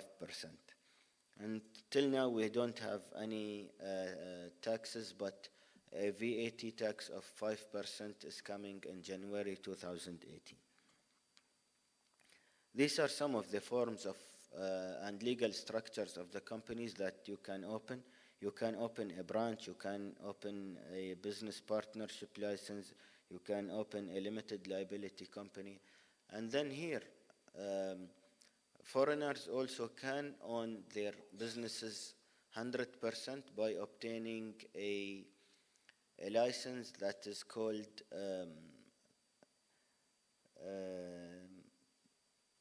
let me check if it is here. It is not here. It's the I'll come back to it. These are some of the prizes that Sharjah won. We won the Capital of Arab Culture, Capital of Arab Press. The Sharjah was also crowned as the Sharjah Arab Tourism Capital in 2015 and Capital of Islamic Culture in 2014. Sharjah also hosts a lot of major events, and these events varies from entertainment, business, food, exhibitions, heritage. We have a lot of events happening in Sharjah all around the year. Now we come to the sectors that we are focusing on when attracting investments. We are focusing on attracting investments in travel and leisure, transportation, logistics, healthcare, and environment. In transportation, in travel and leisure, we are focusing mainly on attracting five-star hotels. The authority has prime location for some pockets of land. We welcome investors to come and invest with the government to build this prime location of hotels. We guarantee a 75% occupancy rate in the Emirate of Sharjah currently because of the lack of the five-star hotels. We are also focusing on attracting more passenger carriers to Sharjah International Airport. When it comes to transportation and logistics, we encourage more companies to come and benefit from the location of Sharjah, benefit from the different free zones that we have, benefit from the ports that we have. And as I mentioned, Sharjah is the only emirate that has ports on both coastlines, and having the goods shipped to Khorfakan port and then shifted to Sharjah by land save 2 days on the companies if they are not shipping through the state of Hormuz to other ports.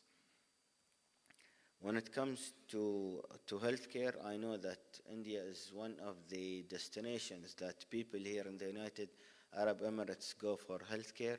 Now we have a new healthcare free zone where Indian investors can own their own hospitals, they can own their own clinics 100%. As Mr. Marwan mentioned, the ecosystem is there.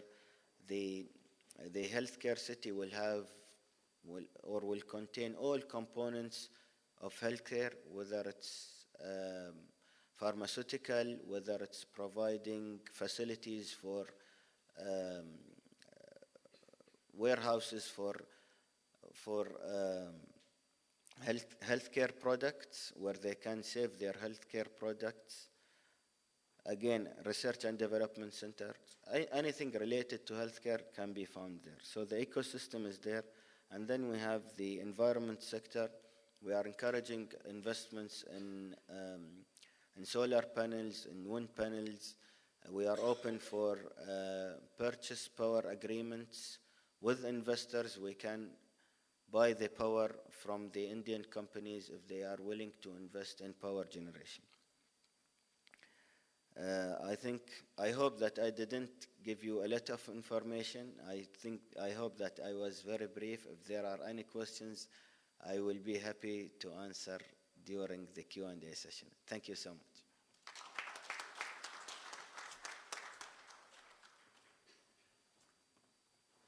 Your Excellency, Mohammad Juma Al-Musharak. It was very insightful, your comments. It is very clear your commitment to driving Sharjah's FDI to a greater impetus is very, very evident. And thank you for your support as part of the UAE India Business Fest. Wish you all the best. Let's proceed with the last presentation, and then we will have the Q&A. Following that will be dinner. The new global trend of startup stock exchange and advantages for UAE-based SMEs and non-listed companies will be presented by Mr. Edward James Fitzpatrick, CEO, Startup Stock Exchange, SSX, Netherlands. Join me in a round of applause to welcome him.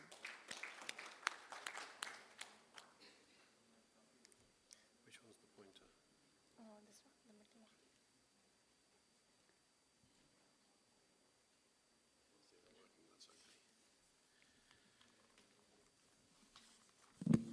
Good evening, Your Highness, or sorry, Your Excellency. The pointer, I was just wondering. The laser. I see, yes, okay. Okay, or here. Okay, thank you. Your Excellency, again. Distinguished guests, ladies and gentlemen, thank you very much for your patience today. It's been a really, really long day, but it's been a great day. I feel very much at home here with everybody. I've shook hands with people on potential joint venture partnerships. I've had some very insightful conversations in and outside of this room, and it's been a really great day, and I really must thank Sanjit especially, because we've bonded, Sanjit and I, very quickly, and I call him my Indian brother now. I mean, he really is. He's been great. We've signed an MOU today and a definitive agreement to work together to bring Dubai SX to this region. So what am I doing in life? I started, so this is I'm excited to join you and combine my great technology with a global marketplace. I started a long time ago. I don't look so old, but I promise you I am. And I've been in this space for almost 30 years. And I got lucky when I was very young, and I made a little bit of money. And I decided to invest that into early stage companies. And really for the last 20 plus years, that's been my passion. And I've driven that passion into the combination of what I'm doing today to help SMEs. And so here to be in this room with you guys and see how great everyone and passionate everybody is for SMEs, that's why I feel like I'm genuinely at home. I was involved in an organization, or I still am involved in an organization called Pitch at the Palace, which is run by Prince Andrew in London. And just to frame up what I'm about to say, there was a pitch at the Pitch at Palace. So a young kid stands up in front of an audience of 350 of London's top investors. And he invented a little gizmo that puts in the side of a computer and gives you extra space. But it fits flush with an Apple laptop, an iMac, and it was the same color, it fits flush, and it doubled the disk drive. It was as a result of his university studies. He needs more space on his Mac. He hasn't got it, so he invented a product. He invented it and framed it up this one evening in his dormitory in university. He posted it on a crowdfunding site and went to bed. And when he woke up in the morning, he had $420,000 committed on his transaction. He left university and built a business. He pitched at the Palace, came third, and the greatest thing about the pitch at the Palace event is the entrepreneurs, the young entrepreneurs, stand in front of 350 very, very established investors. And then when they've pitched, they leave the room, and the investors are lining up to see the young individual, the young entrepreneur. And it's a sight for sore eyes if you're in my space, because normally the young entrepreneur is lining up to see the investor. Here, the investor was lining up to see him. So, sorry, going the wrong way. What is the Startup Stock Exchange? What am I reframing as Allied Stock Exchange? So a few years ago, I bought the Startup Stock Exchange in a combination of fintech companies that I've invested in and built. And I did it because of these three things. We need liquidity for early stage businesses. We need an eye on an exit strategy for early stage businesses. And we need constant reporting. We need something consistent. So to talk about liquidity a little bit, liquidity isn't the main event. Liquidity does need to be in the frame, but it's not the main event. If we were building a stock exchange just for liquidity, then it'd be like any other stock exchange. And my stock exchange is like no other stock exchange. So when I say stock exchange, you have to put out of your mind that it's actually a stock exchange, because it isn't, and it is at the same time. The Startup Stock Exchange developed out of the onset of a massive activity in crowdfunding. Crowdfunding today is 850 applications an hour. There's 850 crowdfunding applications posted every single hour. So the market is growing and growing and growing. In China, it's 50 billion by 2020. Brazil's right behind that. Crowdfunding, as I said on the panel earlier, is definitely here to stay. But it has a problem. Just like the kid at the pitch at the Palace, he got his money very easily. And if you get your money very easily, 25 years of experience tells me that that's danger point. If that company's leaving that platform with no consistent reporting, with no exit strategy in mind, with no help or assistance, they're in trouble. They're in trouble because they've got a great idea, but they've never built a business before. So they need help. They need someone to fill the gap between what today is a crowdfunding platform, then the big chasm of space between a crowdfunding platform and a big board stock exchange. So I'm not a competitor to a crowdfunding platform, and I'm not a competitor to a big board stock exchange. I literally fill that big chasm in between. And the reason why I framed up the Startup Stock Exchange and now Allied Stock Exchange becoming an alliance in 50 countries is because it does fill that gap. The Startup Stock Exchange couldn't really be globalized.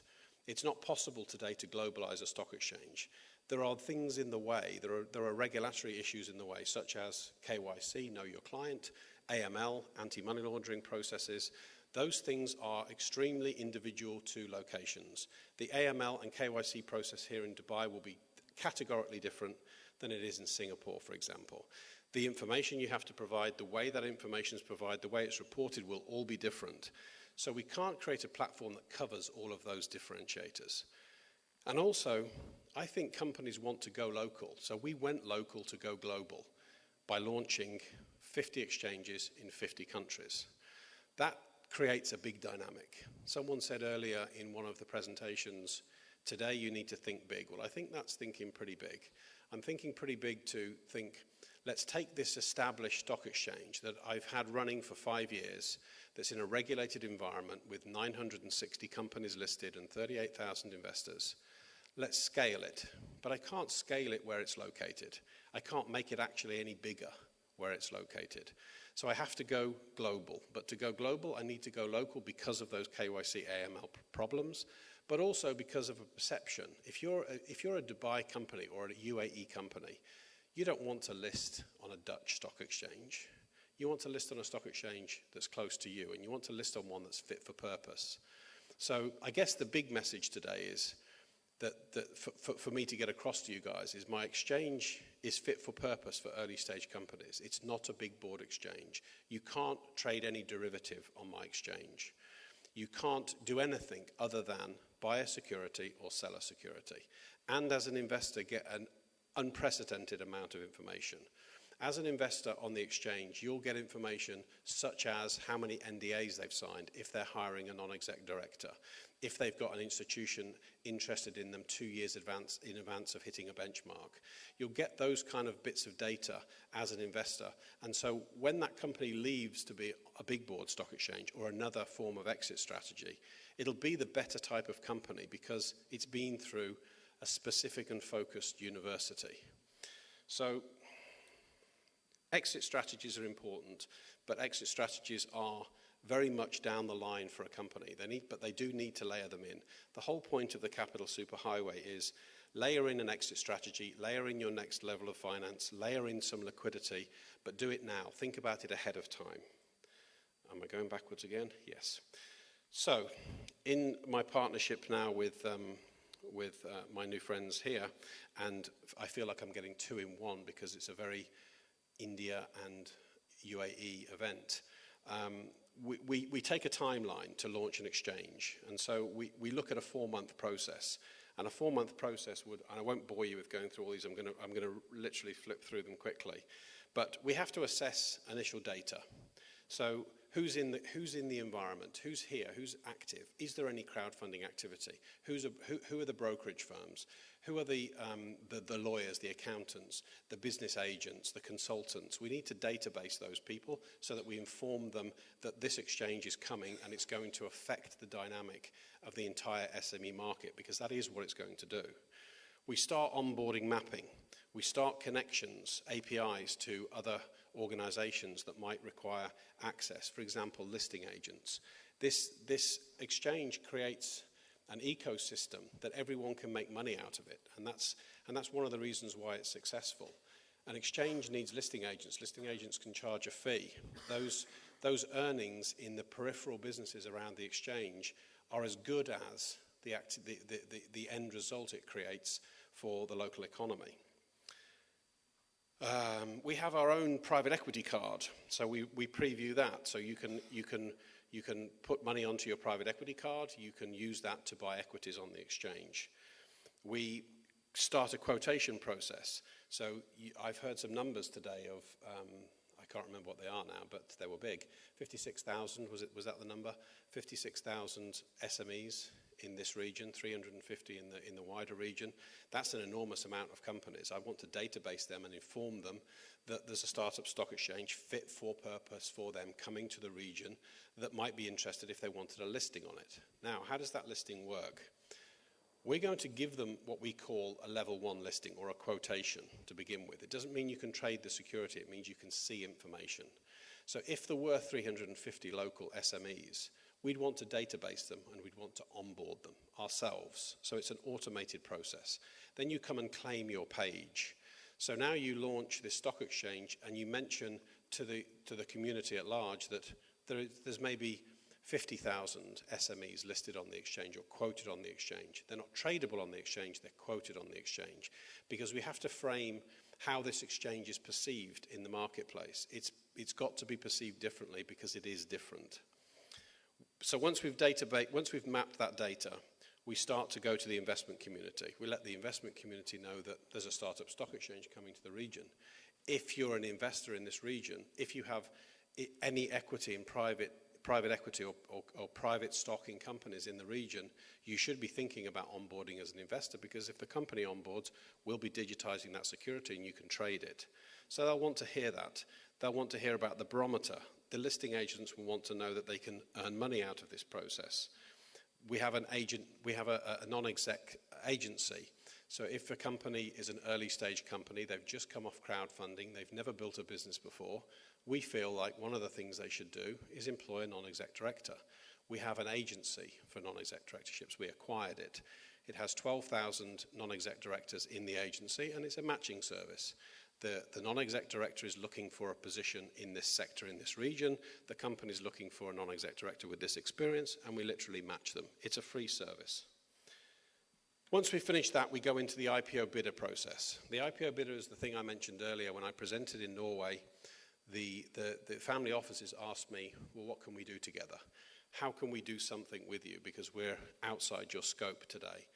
And I came up with the idea of, well, bid on stocks, even if they're too early for you. They liked it so much, we actually built it. They all signed up. There were 40 family offices in the room, and every single one of them signed up. That tells you something. It's like the warmth I got from you guys today. They all want to do something. They're passionate about SMEs. And because they're passionate about them, they want to take action. It's what I like so much about Sanjit. He takes action. He doesn't just talk. He takes action and he moves. And so the IPO bidder process is very simple. We start databasing all of the local investment funds, all the private equity funds, any big institutional investor group that's made investments in the region, and we ask them to participate. Just give us the information that you're looking, the kind of companies that you're looking to invest in. We put that into one side of the database, and the companies go into the other side of the database. As those companies match up, bids start to come in. As bids start to come in, early stage investors see that late stage investors are interested in this company should they hit their benchmarks. If they hit their benchmarks, that late stage investor comes in. That smooths out the process for a company raising capital. One of the biggest problems today for early stage businesses is they raise their first money and then they have to stop their business while they look for their second money. Now, we don't want to make companies equity dependent, but we also don't want to give them too much money on their first round. So there needs to be confidence built between the first round requirements and the second round need, and the investor not giving too much capital to the company in the first instance. Then we go to chapter reporting and launch. Sorry, I keep doing that the wrong way around. So what is the Capital Superhighway? The Capital Superhighway is a combination of fintech companies that my fund has invested in over the last 4 years. I mentioned a few of them. There's over a dozen of them. I haven't got enough time to go into all of it today. When I first met Sanjit, he grilled me for 2 hours because he wasn't really believing what we had. He grilled me for 2 hours. After that 2 hours of grilling, I came to his office with a big folder of due diligence. He went through that. And over the course of a few days, he realized we have what we say we have, we're doing what we say we're doing, and why he invited me here today. And so I don't have enough time to explain all of that to you, but he put me on this podium to try and explain it to you in a small, narrow piece of time, which I'm doing my best to do. The best way I can explain or I can get across that message to you is go to the website. DubaiSX.com is up. You can go and visit it. You can ask for more information. It will give you more information. If you want to go and trade on one of our trading platforms, you can go to demo.miningsx.com. I'll tell any of you afterwards. And you can open an account. You'll get a free $25,000. It isn't real money, but you'll get a free $25,000 and you can trade within 2 minutes of putting in your name and your email address. You'll be opening an account. You can buy a security and see the kind of reporting that you'll get. I think that does enough for people to see what we're doing, where we are, and what we've got already today. The regulatory control that we've developed is also digitally delivered. So what do I mean when I say, or what does it mean when we say we're running a digitally delivered stock exchange? It doesn't mean it's electronic. All stock exchanges today are electronic. It means it's digitally delivered. Absolutely every single thing that is being done on the exchange is being reported in a bit of data. And that bit of data is being reported to who needs to know it.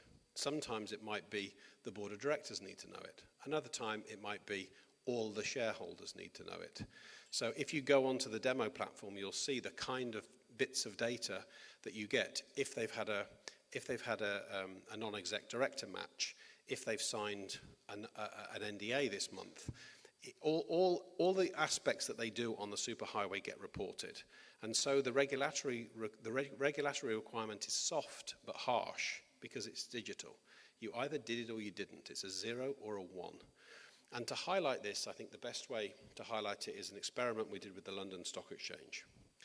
The London Stock Exchange has a rule called Rule 26. Rule 26 says that every single company on AIM and London Stock Exchange must have 5 items on their website. They must have the board of directors, they must have news announcements, they must have a stock price, they must have the issued and outstanding, and they must have their reporting, so any filings. We just ran our engine onto every single company that was listed on the London Stock Exchange and AIM, and we found 301 companies were in breach of Rule 26. Now, it's not a very serious rule, but it's still a breach of the rules and regulations of the stock exchange. So we informed the London Stock Exchange. We found 301 companies that are in breach of Rule 26. Here's how it would look if you employed our regulatory tool that runs our exchange.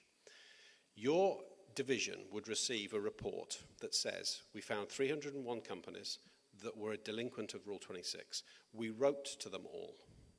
We asked them to make sure that that delinquency was corrected within 30 days. If they're not corrected in 30 days, they'll get a £1,000 fine. So in 30 days, there were 20 companies still delinquent. So 20 fines go out of £1,000, and the rest are ticked off as compliant. In another 30 days, they're written to again saying, here's your fine, please correct it in the next 30 days. In the next 30 days, 2 were still delinquent. So you've received $31,000 in fines, you've seen 301 companies that weren't compliant with one rule, and you've got 2 companies that haven't paid attention to their regulator in 60 days. You need to go visit those guys, because there's something more going on. So the first time that the division was informed of that act was when the report comes out 61 days later. 61 days, there's the report of what happened on the exchange. And that's the best way I can frame for you to see how different a digitally delivered stock exchange will deliver information to both the regulator, us in this case, the investor, and the company. It changes the ballpark completely. The way I try and explain it to people, if I'm doing it quickly, is we're playing football, but we're not trying to score goals. This is a whole new ball game. The game is going to be digitally delivered, and whoever passes better and whoever controls the ball better and whoever retains possession longer will win the game. Now, it sounds like a boring game of football, but as an analogy, it works. We've started a game of football, but we're not trying to score a goal. That's what I'm trying to deliver in this startup stock exchange. If I got that right, it would be great if I could go backwards or forwards. Okay, so this is a snapshot for you of the trading platform. That's what it looks like. This information down here. No, that's not the right one. I'm not very good at this, am I? This information and down the side here is the kind of information you'll see on the company. This is the regulatory reporting here. This will tell you everything that we've taken in bits and bytes from the company. And if you want to go more, if you want to visit, if you want to see more, get a documentation on any aspect of involvement with Dubai SX, then go to the website. And with that, I'll close and say thank you very much. If there's any questions, I'm here on the Q&A.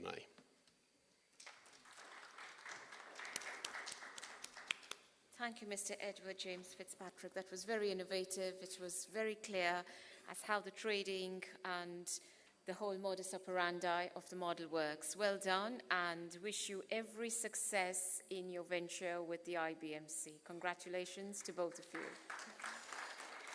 Q&A session. Take a deep breath. Let's get rolling, and then it's going to be dinner. May I invite Mr. Anu P.S., CBO and Executive Director of the IBMC Global Networks, to address the Q&A session. Thank you.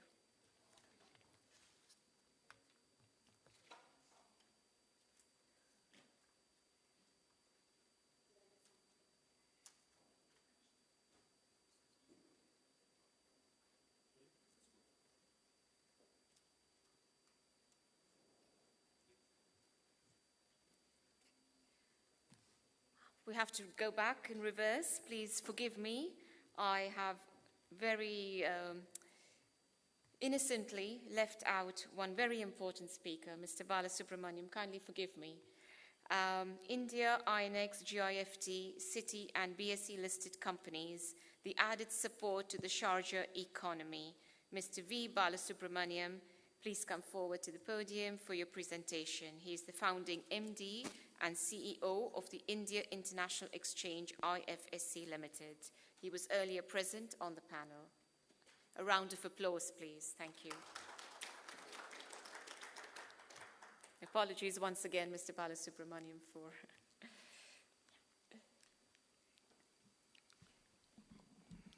Thank you. Once again, a very good evening to all of you. And let me thank His Highness, Mr. Sarkar, to actually come and present about Sharjah. In fact, it's an interesting place, interesting city, and we do love it. And let me also thank all my fellow panelists and Sajid for giving us this opportunity. I think some of you might have been there in my last panel where I did touch about quite a few aspects, especially on the international exchange which is coming up in India, in the new special economic zone at GIFT City. So what I will do is I will not spend too much time. I'll probably take 5 minutes to quickly run through this presentation because I think I'm standing between you and dinner. So in some sense, as a last speaker, I think I will rush it a little bit. But I'll be more than happy to take questions if you have any. So in terms of the new International Financial Service Center, this is promoted in Gujarat, which is a state in India, which is about 500 kilometers north of Mumbai. So it's halfway towards Dubai and Sharjah. And effectively, it's the nearest airport is Ahmedabad Airport, which is just about 8 kilometers from this place. And this is a complete integrated township. This is actually one of the model smart cities which has been built. This city has got some amazing features in terms of automated waste management plans with robotic stuff. It has got underground tunnels and a lot of stuff. So it's, in fact, a futuristic kind of a city which is already kind of built out.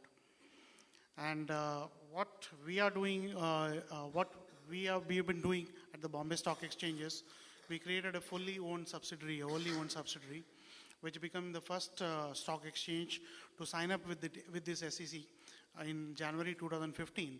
And last year in 2016, September, we created two companies called the International Exchange and the International Clearing Corporation.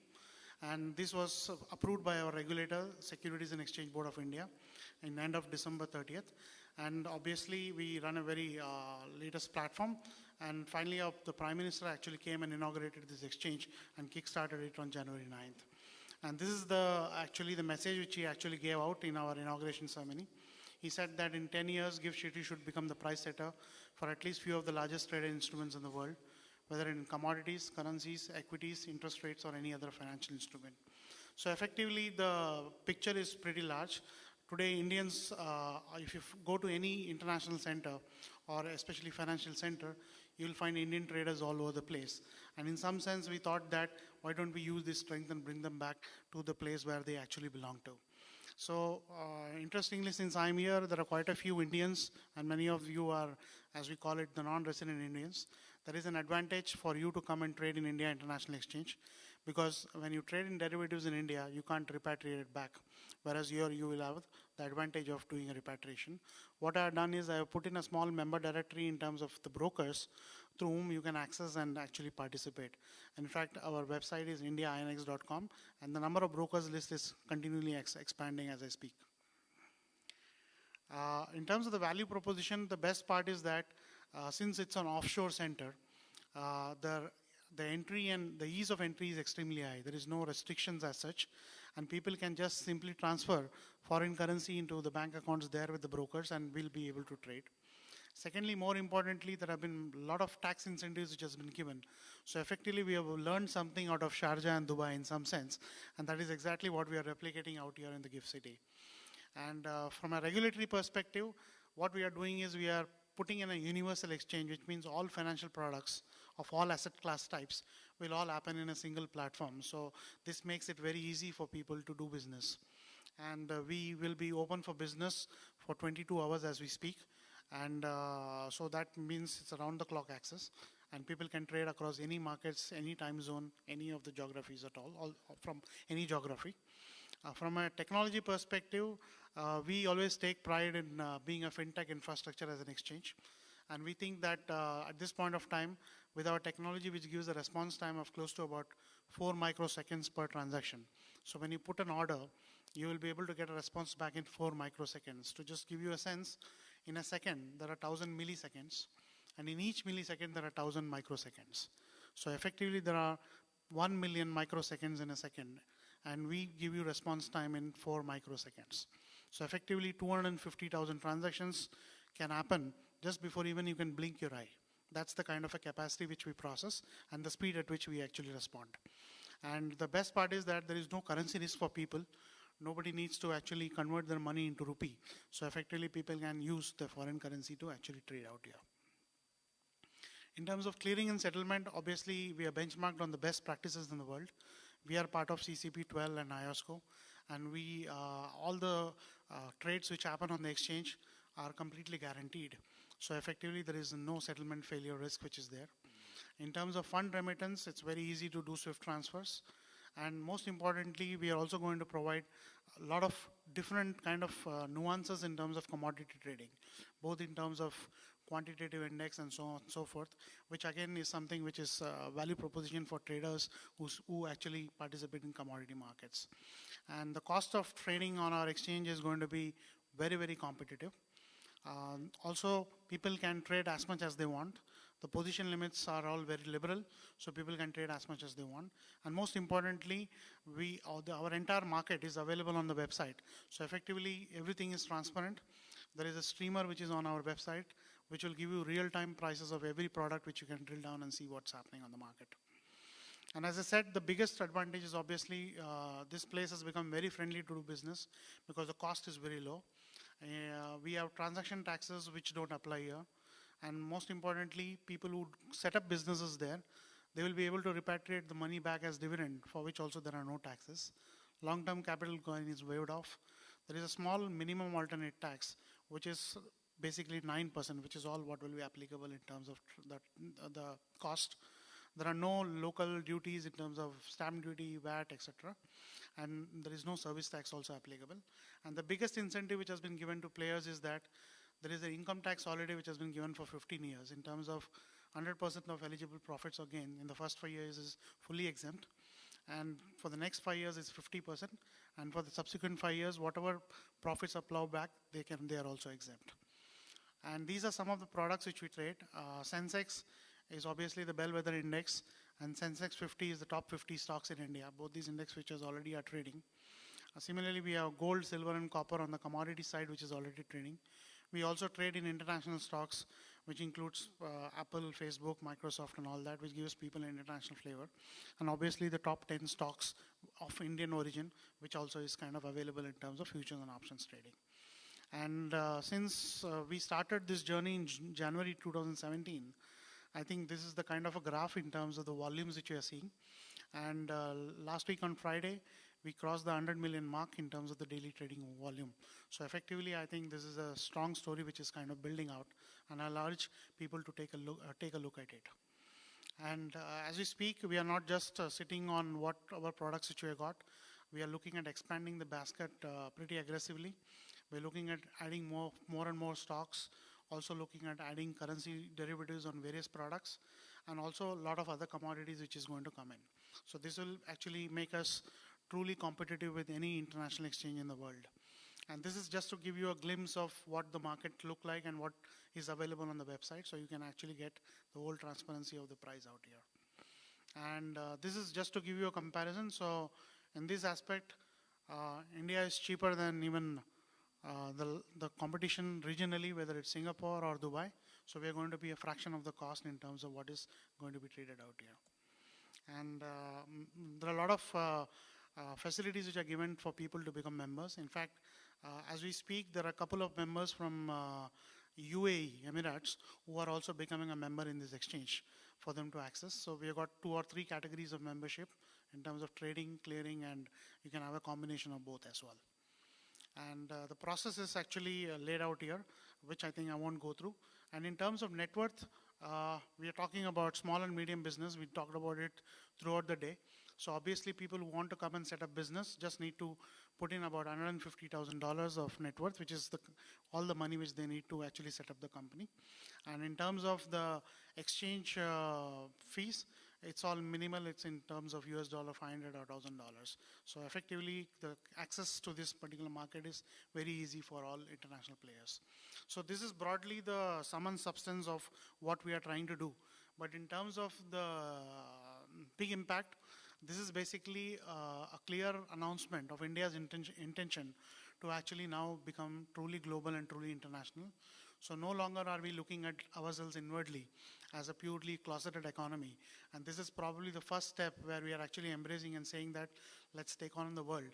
And in some sense, as a large major economy which is growing at an amazing pace, I think the financial markets, which normally grow at double the pace of what the GDP is, this obviously is something which all of you should take a look at. And this is obviously a very interesting opportunity. And I'm sure we could look at a lot of collaboration with Sharjah also. Thank you. Thank you.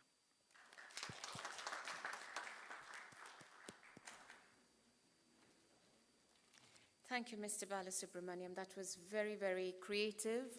The membership opportunities, the trust, the faith, the ease of getting involved, listed, trading, it seems very straightforward, and thank you for the impetus on that. Any questions to Mr. Balasubramaniam about the presentation? We have a few minutes before we do the general Q&A. Do we have any questions?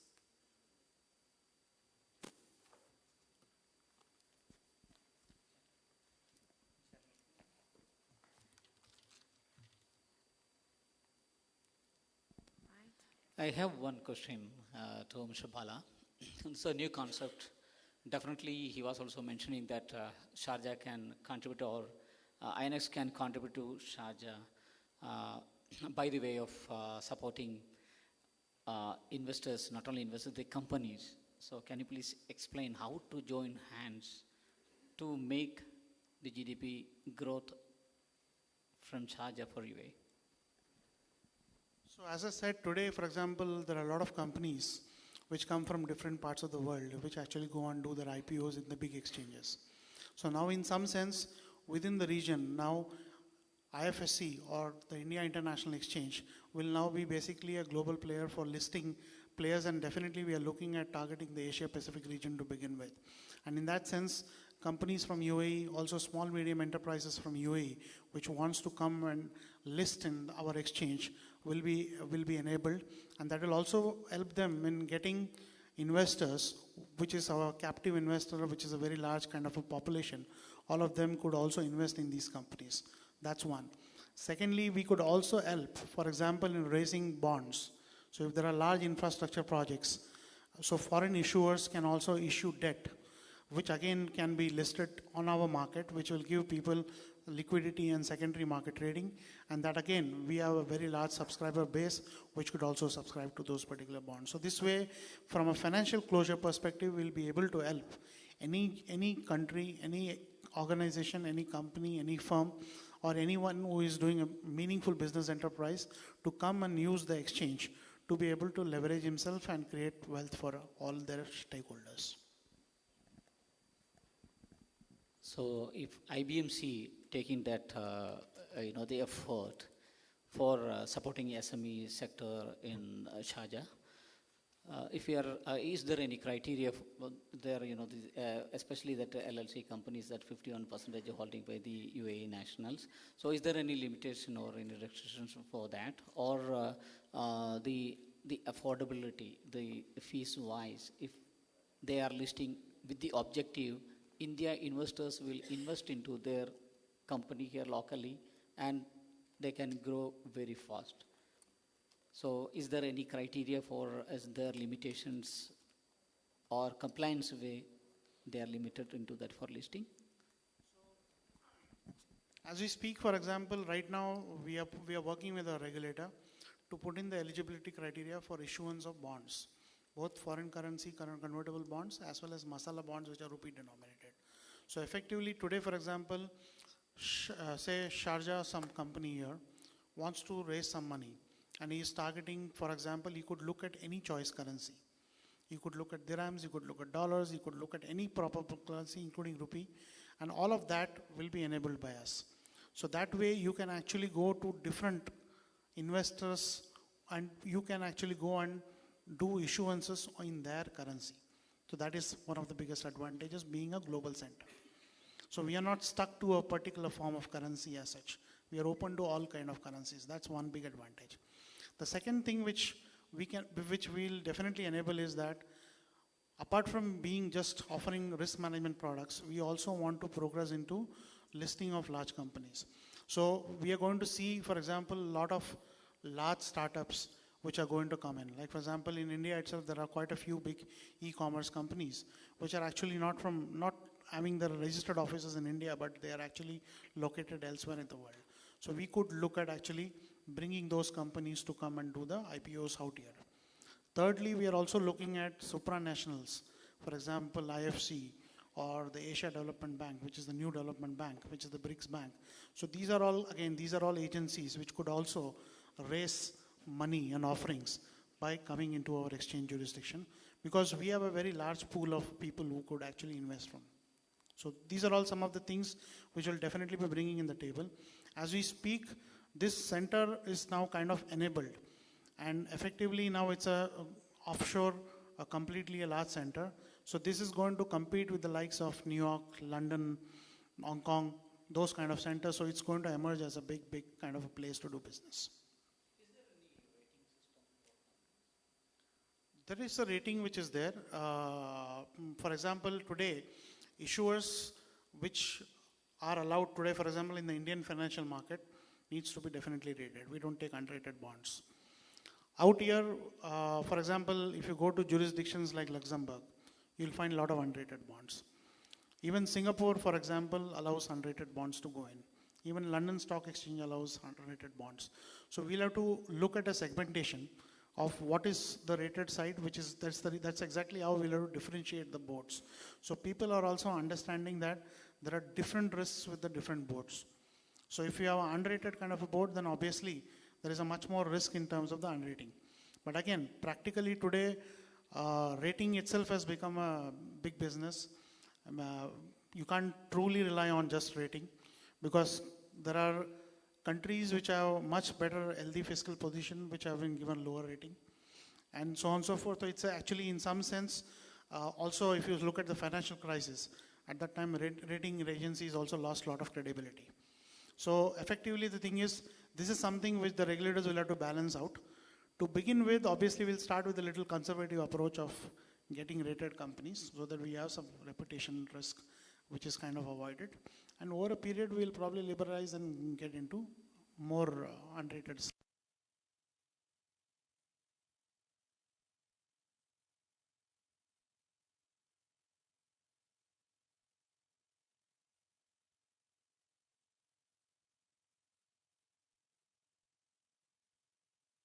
Basically, these are for informed investors, not for the layman investor, because they have to really put out a risk capital. Out of 10 SME companies, 8 will fail. And 2 will succeed beyond the imagination, and those 2 will probably give you returns which would have wiped off even the 8 companies' failure. For example, in 1970s, NASDAQ used to be virtually like a small exchange only. It was for SMEs and the technology sector. And Intel was probably one of the first SMEs which they listed. And today we know Intel is one of the top Fortune 200 companies. And in some sense, these are the kind of stories which can come up. But for every 8 failures, there will be 1 or 2 success which will probably take it off. And the purpose there is not trading, because with these companies, you have to be patient with your investment. You can't expect that today you put in money, next day there will be return. But again, I also highlighted, like for example, in our SME market in BSE, we started with a 100-point index in 2012. And today in 5 years, the index is standing at close to about 1100. So which means 11-fold increase on a general basis happened, which means if somebody had systematically invested in every SME IPO and held everything in that proportion of their market capitalization, is $100 would have become $1,100. So that's the potential which is there. So this is a high risk, high reward kind of a situation, because small companies will grow at an amazing pace. But if they fail, they fail.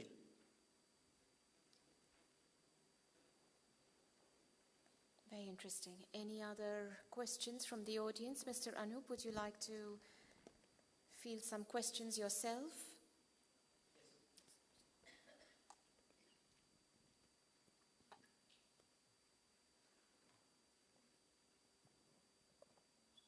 Hi, good evening. My question is to Mr. Mohammed. I basically want to find out about the three free zones that you were talking about. The publishing free zone and the media free zone, is it going to be the same? No, publishing free zone is actually for publishing houses, and the media free zone is something else. The media free zone is now still in the master plan phase, but the publishing free zone will be operating in few months. It's ready. So what will be the difference between the media free zone and the publishing free zone? And media, you know, now media is social media. Media can be... The new media. New media, TV, published media. But in the publishing free zone, we are mainly targeting publishing houses, where they will be provided offices and warehouses to publish books. And then distributed from Sharjah to the whole world. Okay. And in terms of the research and technology park that you were mentioning, you took the specific name of Tesla. Is it confirmed that Tesla is... No, I said we might see Tesla coming one day to the innovation park. We hope so. Okay. And that is the same as RTI, right? That RTI, that Research and Technology Institute. Yes. And also I wanted to find out about any plans to have anything specifically for startups in Sharjah? We actually have two different initiatives for startups in Sharjah. We have one called Shira', which means sale. And it's under the American University of Sharjah. It's open for all nationalities. They provide mentorship. They do different workshops for startups. And then we have another initiative, which is for local young entrepreneurs, where they get funded through Sharjah Islamic Bank. Fantastic. Thank you.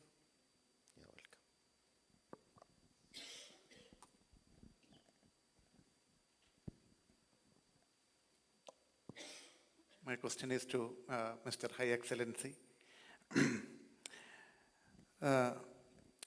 We have spoken 2 years back in KMCC National Day seminar, sir. I don't know whether you remember. Anyway, first of all, I would like to express our sincere gratitude for all the support that the Sharjah government and the government of UAE is offering to the business people like us. My question is like, usually, the license renewal procedure in Sharjah is very easy. But I had a very, maybe a bad experience. That's why I am saying it to His Excellency. I started a yoga center recently because I am basically a doctor practicing traditional medicine of India. And I am having a traditional medicine center in King Faisal Road. And I recently started a yoga center in Mobila. So, first of all, I took the flat, and then I went to the government agencies for the approvals and other things. Then it got delayed more than 8 to 9 months. The problem, you can understand His Excellency, like a businessman takes the place, then afterwards he has to hold the place for around 8 to 9 months. So that means we are losing out the rent. So if some mechanism can be there where a single window system for the new businesses, if it can be provided by the government, just like, for example, we can renew the license now if you go to Tastil. So the same way, if a mechanism can be worked out, I think small entrepreneurs like us will be benefited. So a single window system where the entire questions will be answered, all our plights can be presented, and our grievances can be addressed. If such a system can be there in some agency or some agency like that can be formed, it will be good, I feel.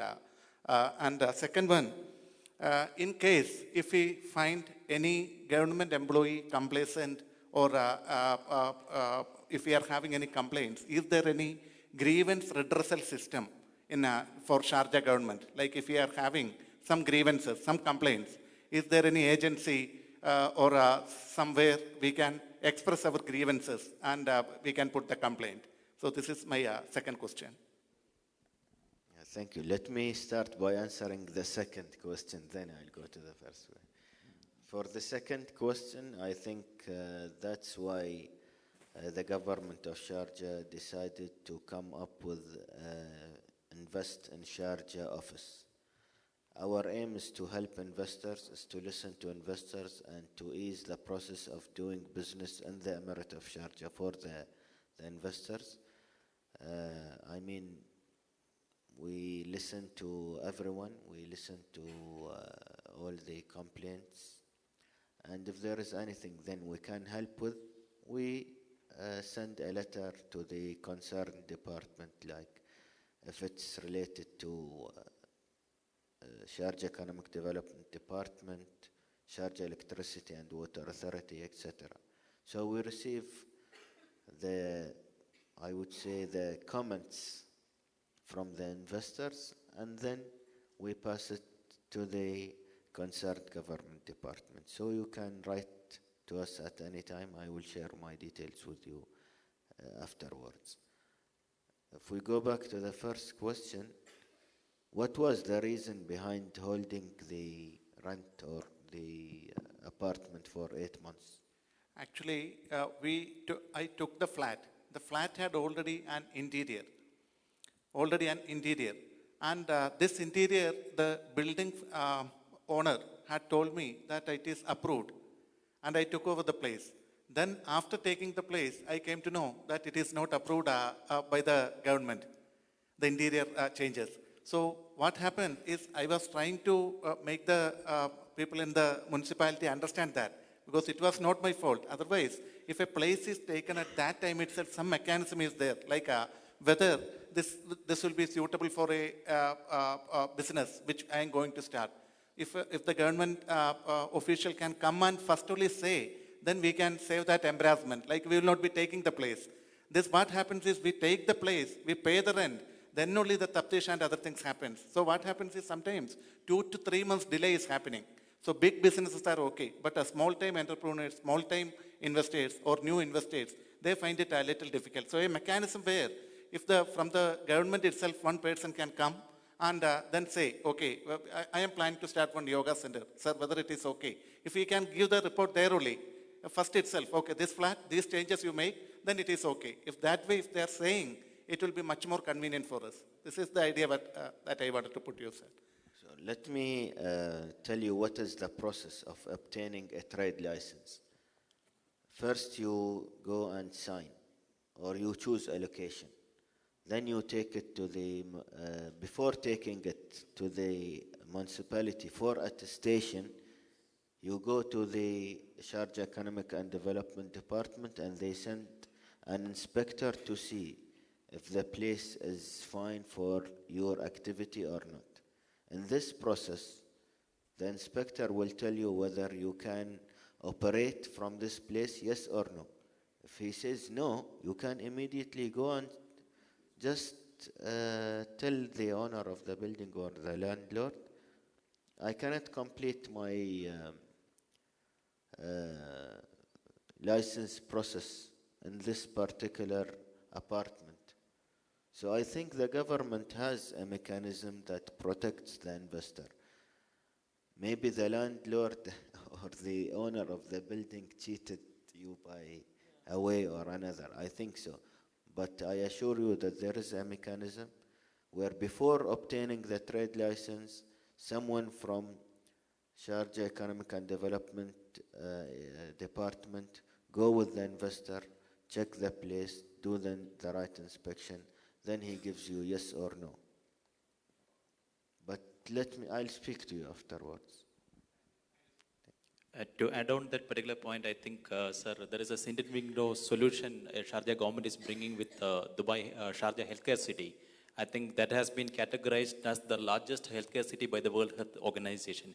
If you can just give us a few points about that thing also, I think it will give a settled window solution coming for all the healthcare hospital needs in Sharjah. It is one of the largest in the world. As you know, all free zones in Sharjah and United Arab Emirates have a single window solution because they are not linked to the economic development departments. They are not linked to the ministries. They obtain their own license. They have their own approvals. They do their own inspections. So we have the healthcare city coming up. It will be, of course, a single window solution. All the licenses, the approvals will be given from the healthcare city itself. Same goes for other free zones, the publishing, the research technology park, and also for the existing free zones. I mean, if you want to obtain a trade license in Hamri free zone or in Sharjah International Airport free zone, you can get the license within 2 hours only. Thank you. That's a commendable speed. Any more questions?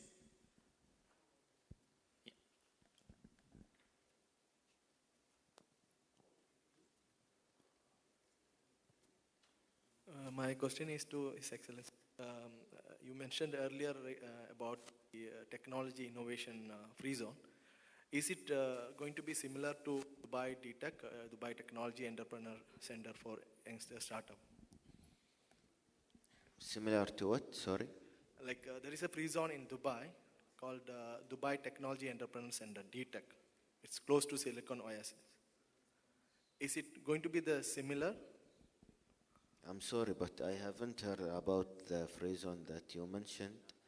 But I think this is linked directly to the American University of Sharjah. Okay. They are focusing on research and development, and then they are looking at technology and innovation. I heard that now they are talking to SAP company. It might have a research and development. SAP might have a research and development center in Sharjah. So it's more focusing on research and innovation? Yes. Okay, thank you. Thank you. Any more questions?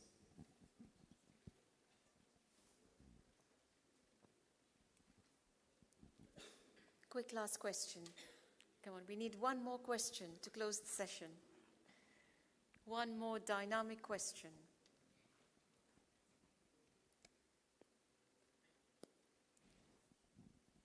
I will ask that dynamic question. Please. To conclude that, so actually we were focusing more into SME sector. Sharjah is also more focusing to support SME sector.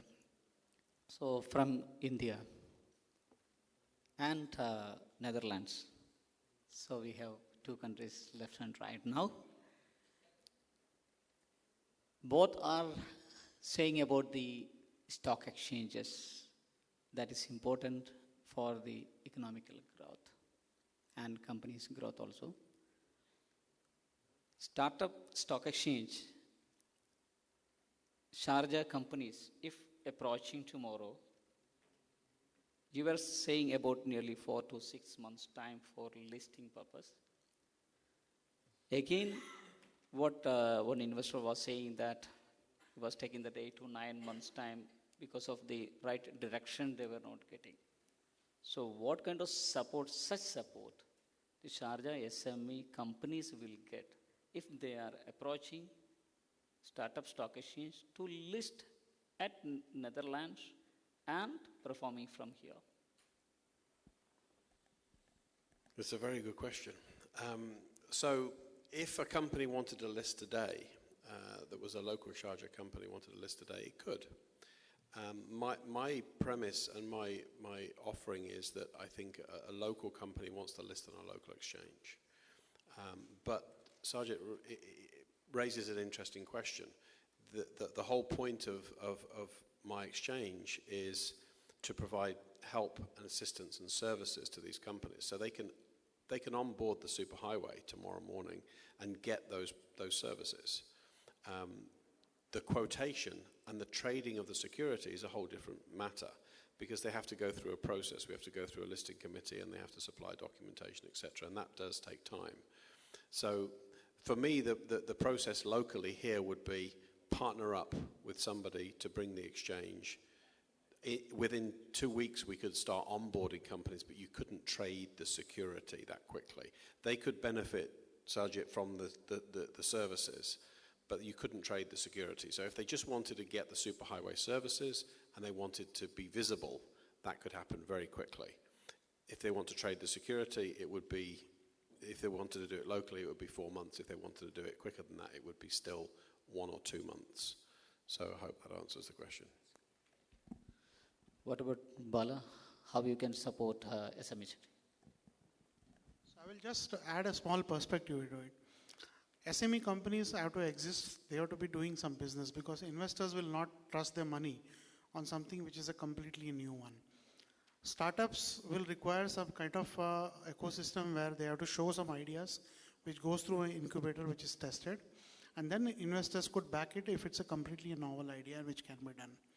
But more importantly, from a stock exchange perspective, what we are trying to do is, for example, if he's a doctor, he's doing this yoga center, for example. Now, if he wants to basically expand his business, he wants to grow it, he sees that out here in Sharjah, he has put a particular center, it's working well, he wants to create, say, 10 more such centers. Now, he's constrained with capital. Now, what could happen is, his company, if it's listed in the exchange, what will happen is, the entire share capital of the company will become a currency for him. He can then pledge that share with the bank, he could pledge it with anyone, and he could actually raise money. So effectively, it will become a leverage. So effectively, you are converting what you own as a wealth into a currency form, and that will definitely help. That is exactly what, as an exchange, we can do. We can convert that income opportunity into a wealth-generating activity. So this will allow him to expand. So now he is no longer a constraint of capital. We have given him a mode by which he could do that. And then when he opens another center, his capital expands further. Okay, because he has more than he's, so this way we are actually promoting these companies to actually increase their business. And when you increase the business, job opportunities will increase. Your GDP of that particular area, that will grow. So effectively, in some sense, the exchange is playing the catalyst role to enable those entrepreneurs to be able to use their own entrepreneurship thing into actually a financial capital. In India, what we have done is we have done a process where the exchange is the one which approves it. We have a well-defined process. Today, a company which is prepared well with its financials and all that, if it starts the process within 45 days, or at the most by 60th day, they're done with the process and they're listed. Cost-wise, typically, it is also a function of how much money you raise, because that is what becomes the percentage. We have realized that if somebody is raising about $1 million in equivalent terms in rupees, there is a minimum cost because there is a fixed part of it. But if he raises $2 million, the cost is still probably the same. There is hardly a marginal increase. Yeah, absolutely. Because there are certain costs which you will have to give to intermediaries, to the merchant bankers, to all the people in the system, like your registrars, custodians, all of that, which is anyway a fixed part of it. So if you are actually on a $1 million, your cost will become something close to about 5 to 6%. So if you actually increase it to 2 million, 3 million, then the cost will start dropping to 3, 4%, or probably even 1 or 2%. Connecting to that, I cannot leave Mr. Mohammed alone. So we have 5,000 plus companies in India. They were facing the compliance issue when they are coming down here and starting the company, the 51%, 49% that the operational control they were losing, that was conflicting in between the both countries, India and UAE.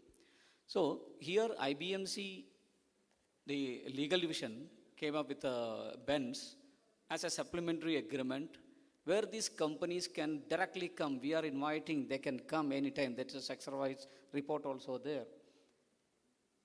In such a situation, we have made this window to come here to UAE or Sharjah.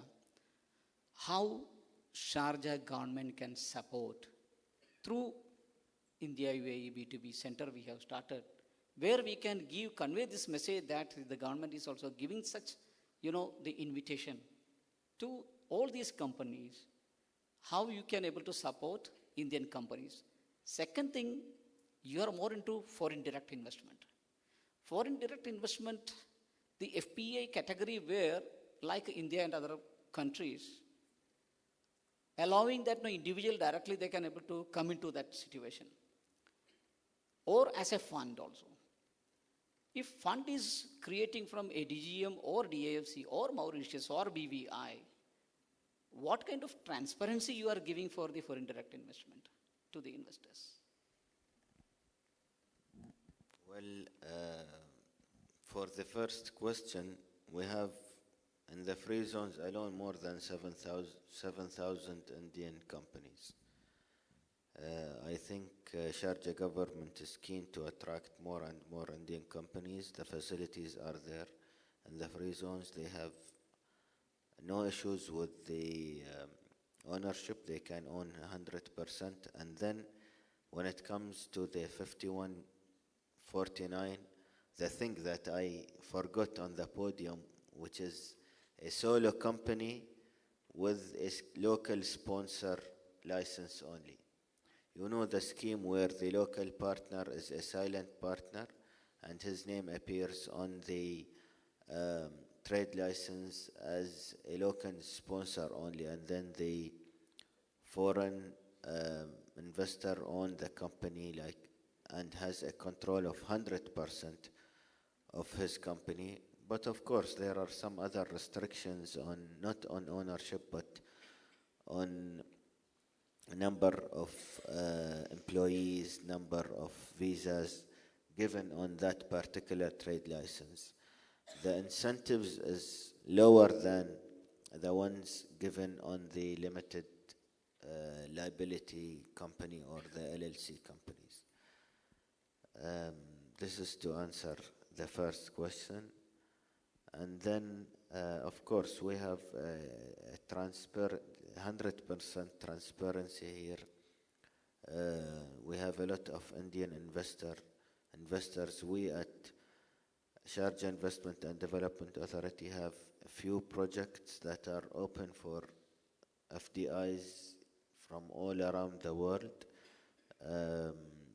I can share these projects, the ones that are open for investments.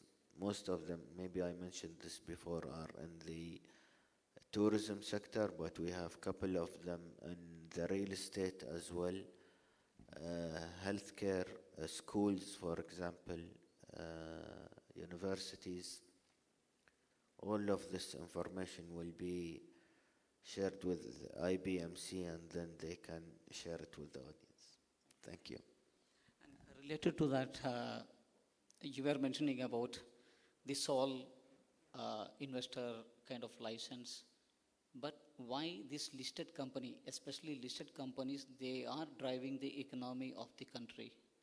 If they are coming down here, they need a federal approval. So this is the importance where 36 free zones are here across UAE, but they cannot able to come and take that role or activity. This is the issue what they are facing. If they want such activities, that is in land only. So in such a situation, this is why they are asking this support, more support. If you are extending that support, more companies, active companies will come and they will do that, their core activities in land. So second thing, you were mentioning about investment, FDI. is there any limitations for FDI, for indirect investment, sector-wise, or 100% is allowed for all sectors?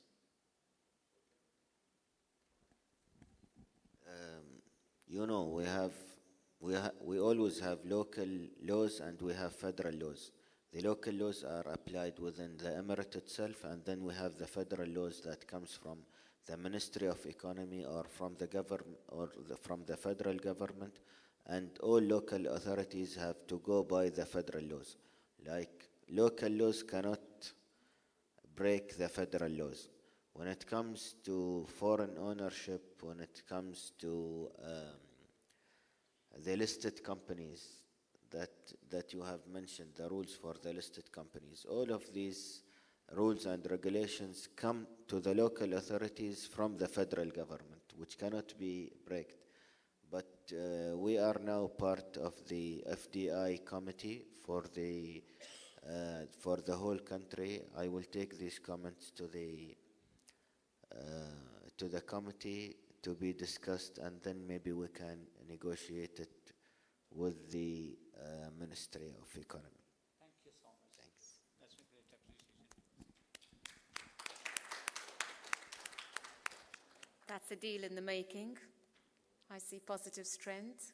Congratulations, gentlemen, and much appreciation and gratitude. Most importantly, I must thank the audience. I think this event would not have been such a success without your patience, focus, cooperation, and attentiveness. Let us thank the audience with a round of applause from our side. The floor is still going to be open, but in the dinner room, not here. So continue to network, and please proceed for dinner and enjoy the rest of your evening. Thank you.